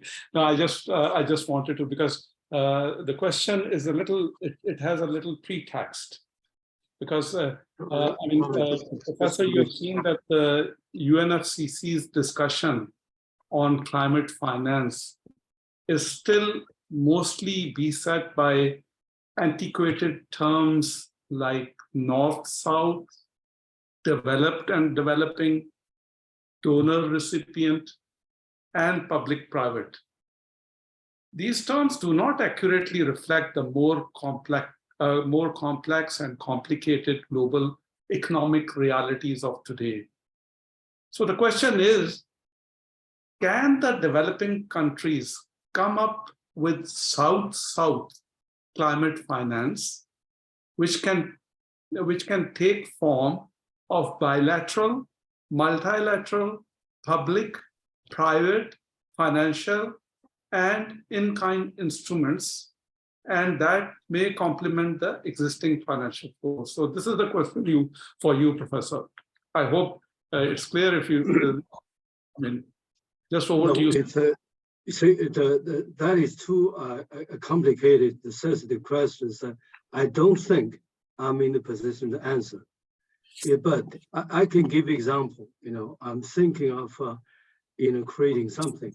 For instance, I mentioned in my speech or talk, I made an investigation to the mongoose plantation in the southern part of China.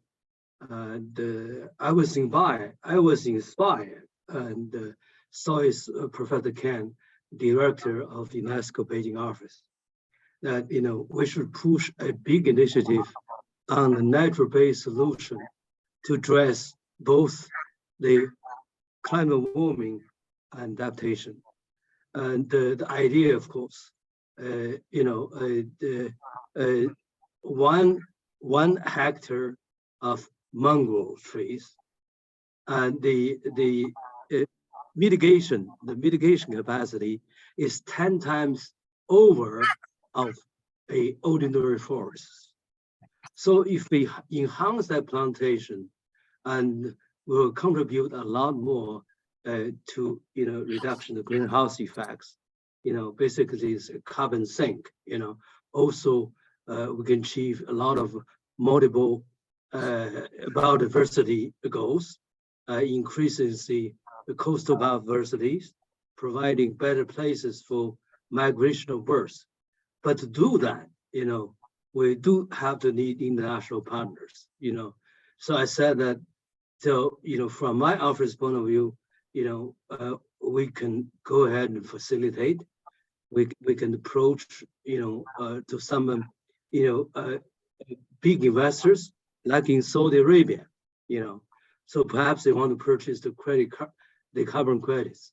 So we'll be able to raise a little bit from the private sector to enhance the monitoring, the measurement, and combine the international, credit system into that partnership. So basically, you create a kind of initiative, then you'll be able to extend that experience, to other developing countries such as, Philippines and Malaysia, Pakistan, and Madagascar, for instance. All those countries that have big coastal lines. If we can restore the mangrove, ecosystem and plant more, so that would be a natural-based solutions, for a number of purposes. So we do need international partnerships. So we say that China has made a lot of contributions, and China is relatively strong among the South, global South countries. But nevertheless, China, has a lot of challenges. And if you go to the rural area, we see still a lot of properties, under developments.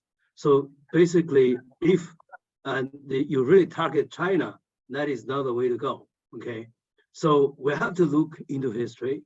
The big polluters in history, they have to bear responsibilities. And so that's why I said I'm not in the position to answer that question. So we really need a global approach. And one thing I have to say that, and if all the countries, human beings, put our acts together, so we'll be able to achieve a lot of circular economy, greed, self-interest, some of the problems we have to remove. Thank you. Thank you very much, Professor. I think you have touched on a number of issues which carry a lot of meaning, because when you talk about coral reefs and the experiences within the concerned countries, so I mean those are the solutions what we were kind of looking for, that we try to find solutions where they are, and not being restricted to certain boundaries. But the fact of the matter is that there are a lot of solutions available in the neighborhood which have similarities in approaches and frameworks, because in the zeal of emulating certain far distant approaches which may not fit the local context, it will always be an alien solution and may not be acceptable at the local level. So, I mean, where you have said that on the global level, we have to stay for learning and experiences, which is very much there, but we need to harness more also the experiences which are there in our backyards. And China has done a lot in the diplomacy world. When it comes to climate change, I think nobody can deny the fact that China has been very forthcoming with other leaders. So I just wanted to make a few comments on your Doctor, I'm sorry to intervene. That I really appreciate your kind comments. And one little bit of information I want to share with you and the rest of the participants is that, I was surprised to see that the Chinese government has actually put a lot of money to achieve the Mongol, ecosystem restoration. And we created, the national reserves, and President Xi, visited the site, and he advised we should take care of the Mongol forest as our national treasure. We should protect them like we protect our eyes. So China has accumulated a lot of experience and in that regard, in the plantation, from seedling to plantation, how to take care of it, make sure that they really become, carbon sink.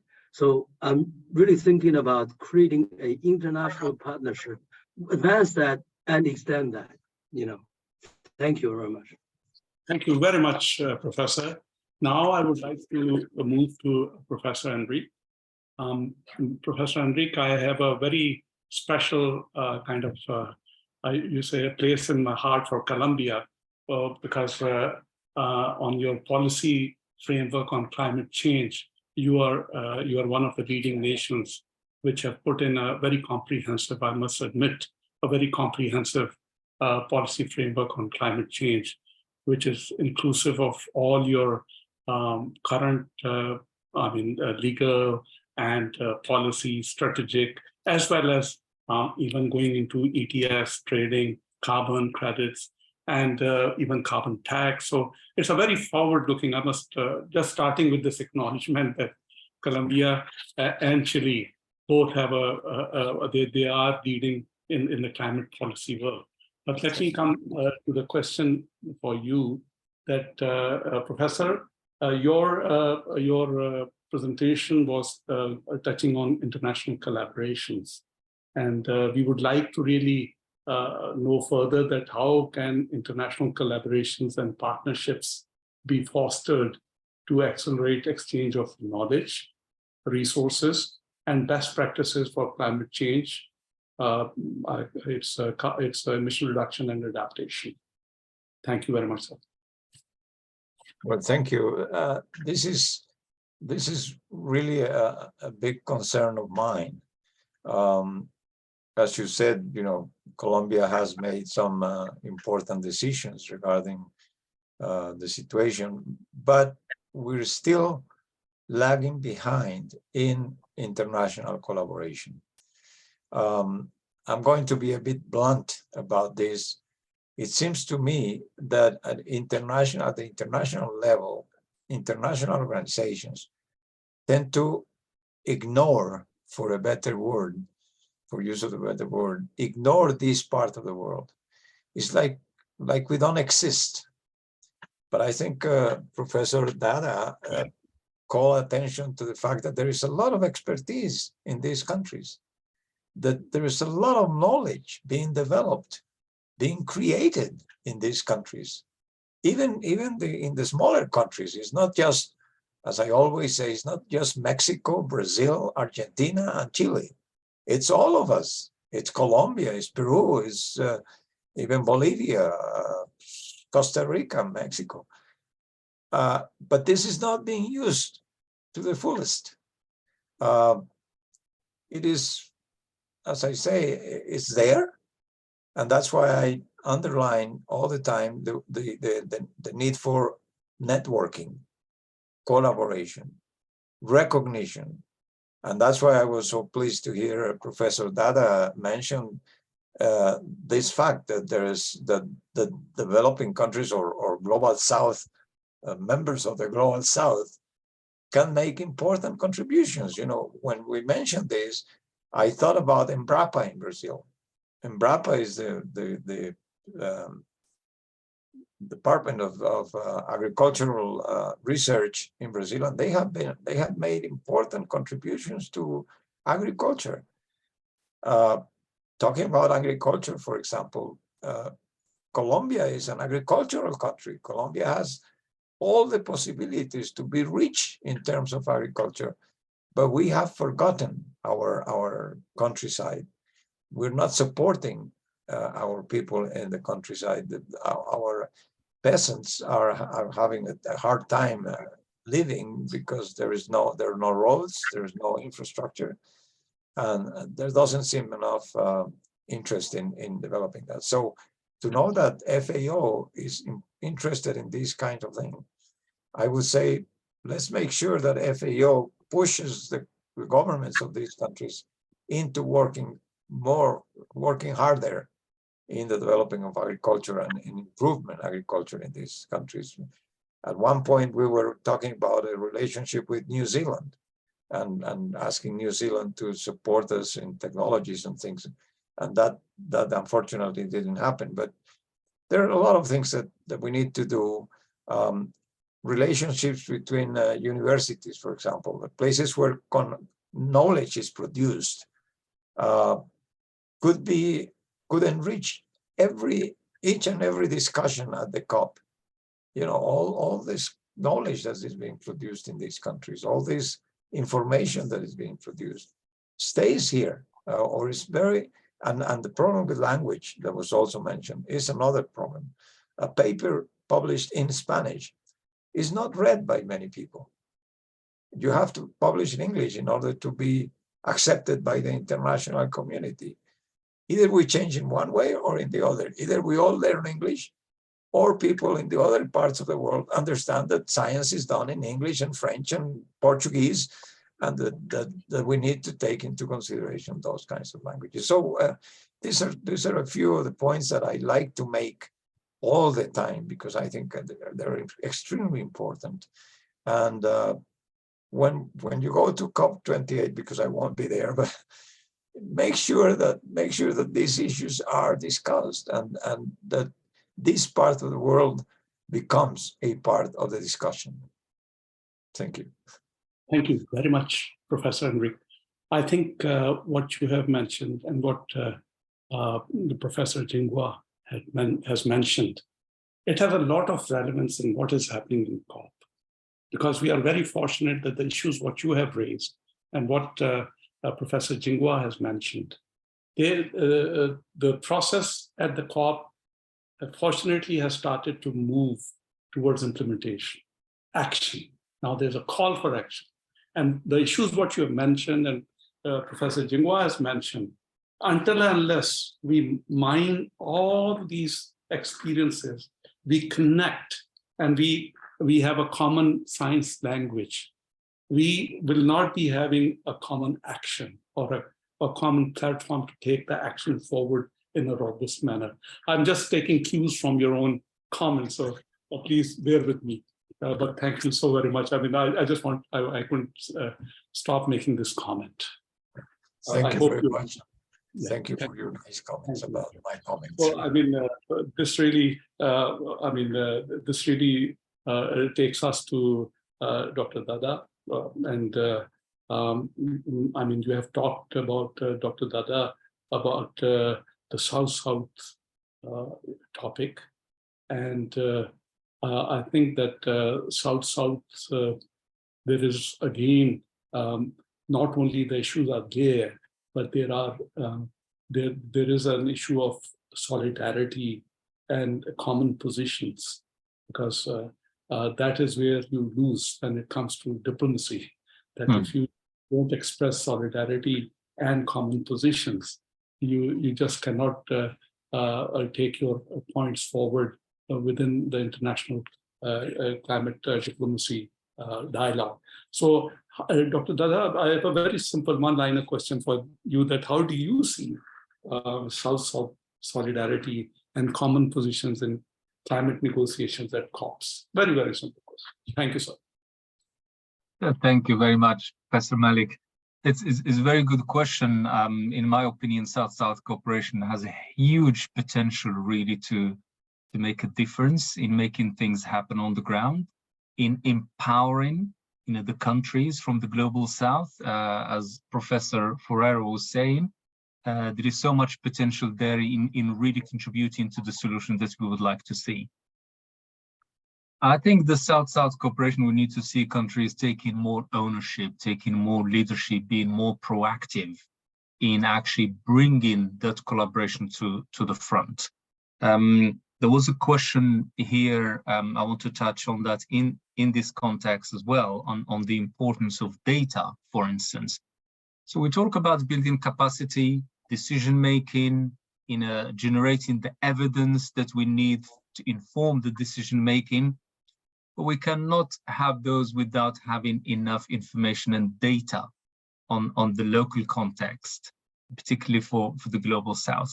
So we've seen that the lack of data is a huge gap, and it's linked to the capacity to be able to generate the data, synthesize them, and use them to inform decisions and make the change. So the South-South cooperation, and you mentioned the solidarity, well, it is important, but also we talk about South-South and triangle, cooperation. Because solidarity, we need it across the board, not just in one region or the other. It has to happen across the board, because we're talking about global challenges. We all need to work together. But certainly, taking just the example of the global South, there are many things in common. There are many challenges that are common. There are many issues that can be addressed better at these South-South avenues, I would say. And I think we need to show more outcome and more results from these, not just to keep talking about the South-South cooperation, but actually to see it happening. And in FAO, we do have a South-South cooperation division that really focuses particularly on helping countries to work together, to share the information, to exchange the lessons of things that worked and things that didn't work, and to have projects on the ground that can address regional and national priorities that are common in these countries. For me, there is a really huge potential, but we are not really at that level that we want to see of high ambition and high action. Thank you. Back to you. Oh, thank you very much, Professor. I think you really touched upon very important points. I mean, we need to make sure that we're not making the same mistakes. And that's where the learning comes in. And we need to, I mean, we are in a habit of making historical mistakes, keep on making the mistakes and then learn later. So, and also the data part is absolutely very, very important as we move in the climate action sphere. Without data within GCF projects, when I was heading the portfolio, and we did an evaluation of the projects there. And one of the glaring things which came out from nearly all the projects that were implemented was the absence of credible data. So that's something which we need, both South-South cooperation, and as as Professor Jingwal said, it's more on the international. If we have to call upon that, we need to do that. We have some questions also coming from the participants, but let's finish with the panelists first, and then we can move on to the questions. I'm taking a note of the questions, so please don't worry. These questions will be addressed by the panelists. I hope we have time. Dr. Huma, we are not short on time. I just want to make sure that we make full use of the panelists here. So can we move on to the next speaker? That's Dr. Anil. Dr. Anil, you really touched upon 2 or 3 very critical themes. Those were traditional partnerships, multi-stakeholder processes, and inclusiveness. Now, these are really those processes which, without these, one cannot have results. One can just stay within the sphere of your own doings, and you don't spread out and get others involved. So, Dr. Anil, how can these non-traditional partnerships, multi-stakeholder and inclusiveness experiences and approaches be brought into the global negotiation process? This is the question which I thought that it's important that we get your insights on that. Thank you, sir. Sure. Thank you, Sohail sir, for the question. And I think, as I shared in my talk, that this process has already started, but it needs to be mainstreamed. Like in every global policy domain, such participation needs to be ensured. Let me give you an example. Like in 2014 at COP28 in Lima, what they did was they launched NASCA, and that is basically non-state actor zone for climate action. And basically, this was a tool and track progress on climate action made by the non-state actors and the sub-state actors. So that's what we saw in COP20. Later on, if we can see that in 2021 at Glasgow, the Climate Pact, what they did was that they actually recognized the important role of the indigenous people, local communities, civil society, which include both women and children, in addressing and responding to climate change. So that was very much part of that pact. Then in COP27, the local governments and municipal authorities group continued to work to secure the seat at the COP negotiating table. And this has been a part and parcel. You see that this, the concept of this loss and damage was also like initiated by these local communities, and which was brought at the COP. So we see a very strong engagement, and we see that the local authorities and the local communities are very much active in terms of their participation at these global negotiations. Now, how that can be done, I think civil societies can play a very important role by giving them the voice, by giving them the platform. And I was at in one of the COPs in Denmark, at Copenhagen. And what the Kenya did, that they actually sent their farmers as part of the negotiation, and they actually shared their experiences and their success stories, how they have been doing climate change adaptation and mitigation measures. So we see, but what the real challenge is, that how to make these partnerships strong, and number two, that how to mainstream them when these global negotiations are taking place. And I think, as I said, that the think tanks and the civil societies can play a very important role in terms of bringing these partnerships or collaborations at the global, at the regional level.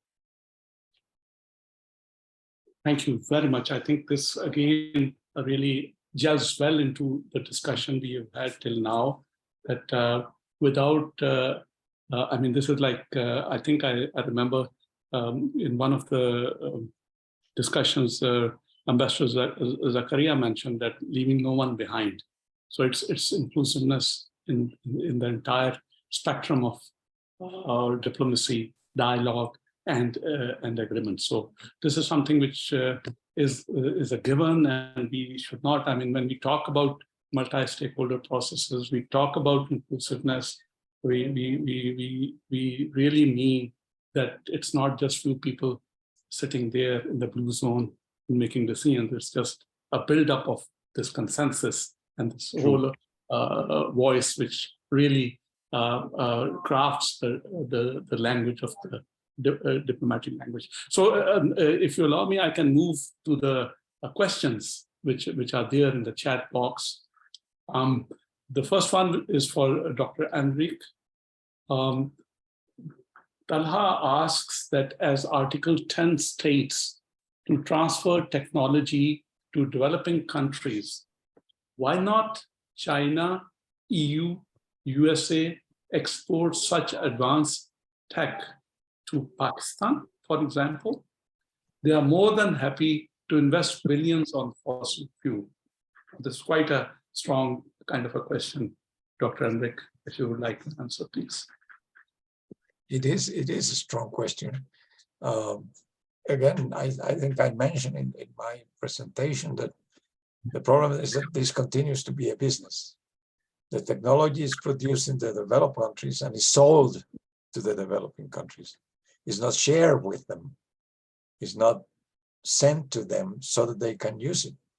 They don't make sure that the capacity is built locally, so technologies can be produced locally.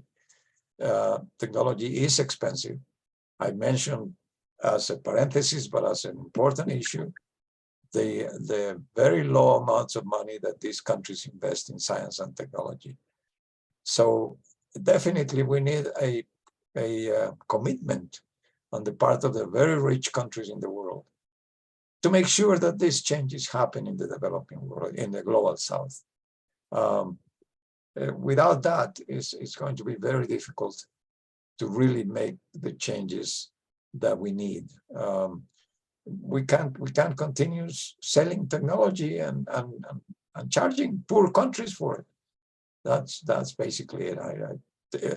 To a blunt question, a blunt answer. Thank you.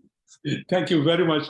And in the same spirit, I have a very sharp question for Professor Jinghua.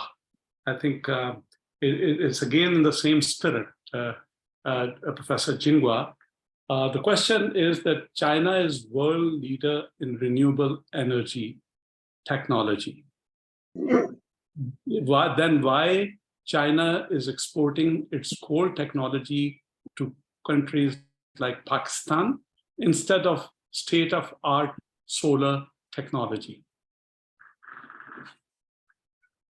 And well, so thank you for the question, and so my answer is that, when the Belt and Road Initiative started, and certain agencies did employ, a couple of coal powers and plants, but later on that the government realized that, and I think since a few years ago, and China made the commitment not to build any power plant overseas. And I don't know, whether that answered the questions. So that's the information I have. Thank you, Professor. And how about the state-of-art solar technology? Because I think countries like Pakistan, there is a lot of appetite for the technology. But what we are getting till now is products, not technology. I mean, we are all in the South, developing countries are struggling to have the technology to manufacture the solar panels. That was the second part of the question. I just Well, I think that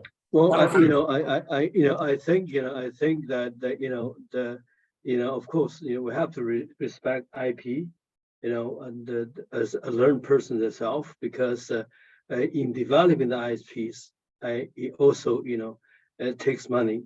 But of course, for certain countries, I think, a better price can be worked out to benefit the local needs.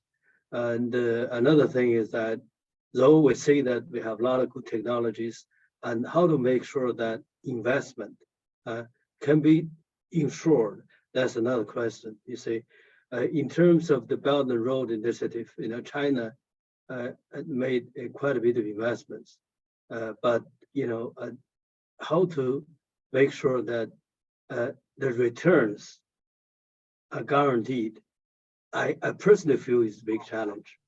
We never anticipated the regional conflicts. We never anticipated the occurrence of COVID-19, health crisis. So there are a lot of uncertainties, I guess.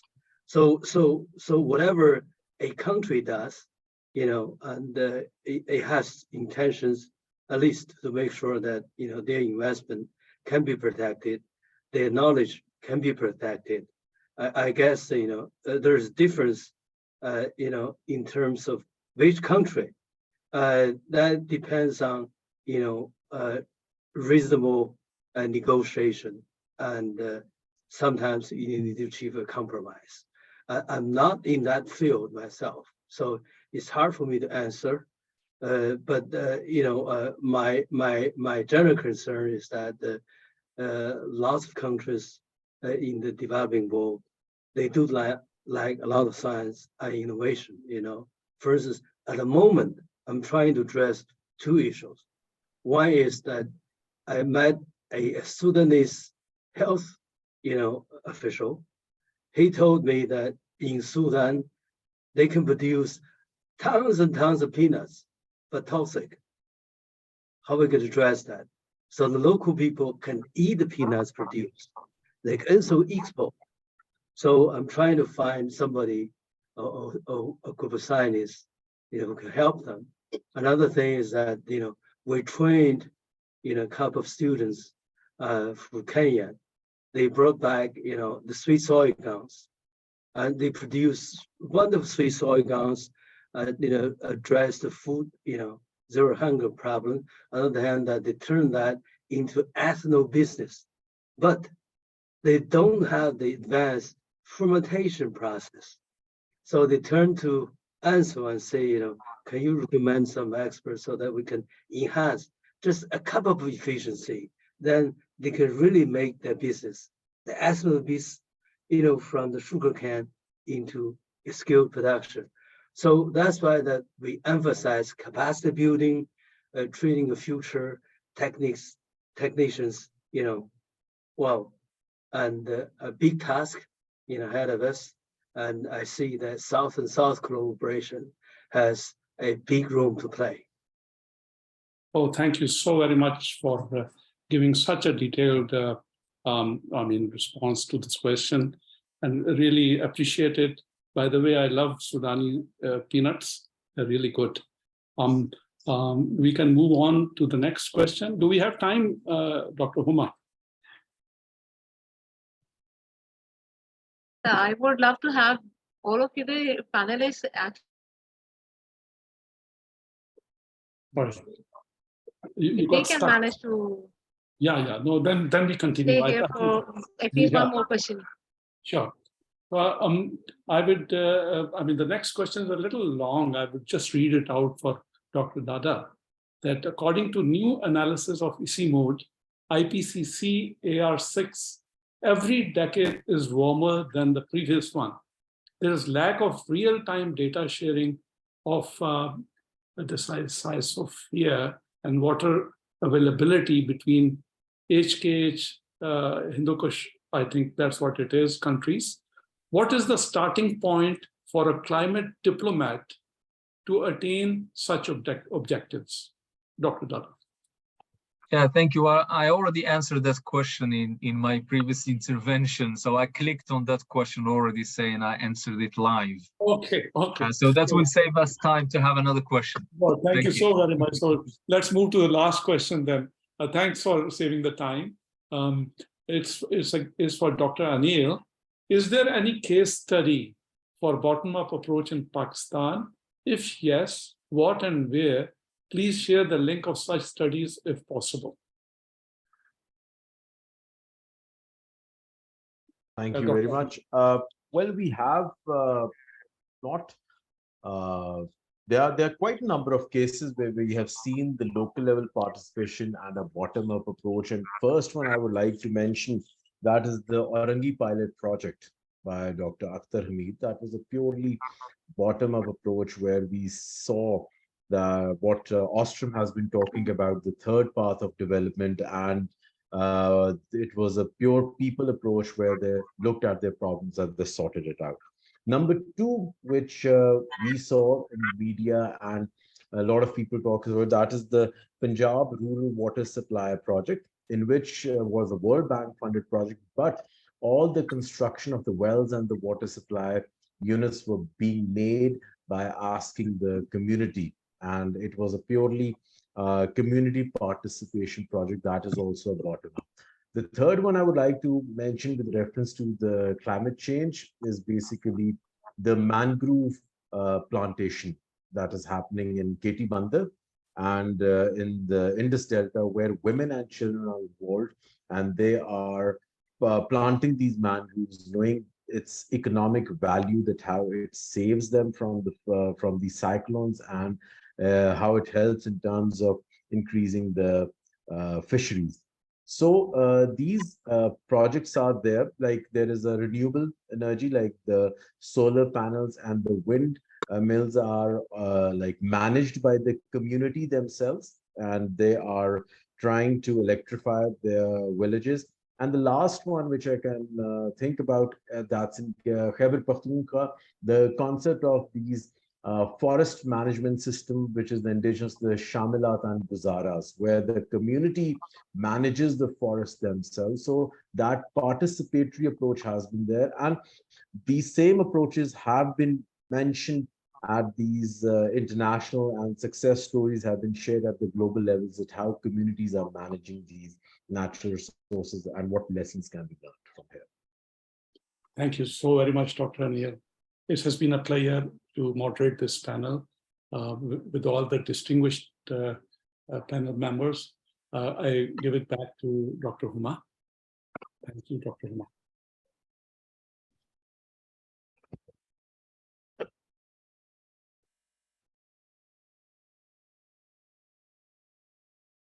Microphone. Microphone. Dr. Huma, you have to unmute. Okay, so thank you, distinguished speakers and participants, ladies and gentlemen. Let me conclude by thanking all the speakers for their excellent thought-provoking talks. The moderator, Dr. Suhail Malik, for adding such richness and depth to the discussion, and all the participants for attending the webinar. Your willingness to lend your time and share your expertise to others might benefit despite of a time zone difference is commendable. So I'm convinced that today discussion has not only provided us a wealth of information, but also a foundation upon which we can build a general recommendation of a South-South cooperation for climate diplomacy, which we all hope will contribute to identifying and forming common positions among the developing countries in the South, the member countries of the COMSATs, at various international platforms such as COP28. So thank you everyone who has joined online, and we will try to follow up some of the questions which we were not able to address. And if you have other questions, you can share it at comsats.org. So please follow us on social media and via our website, www.comsats.org. Thanks everyone for attending, and we will see you soon, inshallah. Have a great evening. Thank you. Bye. Thank Bye-bye. you. Thank you very much. Thank Bye. you. Thank Sure. you. Thank you.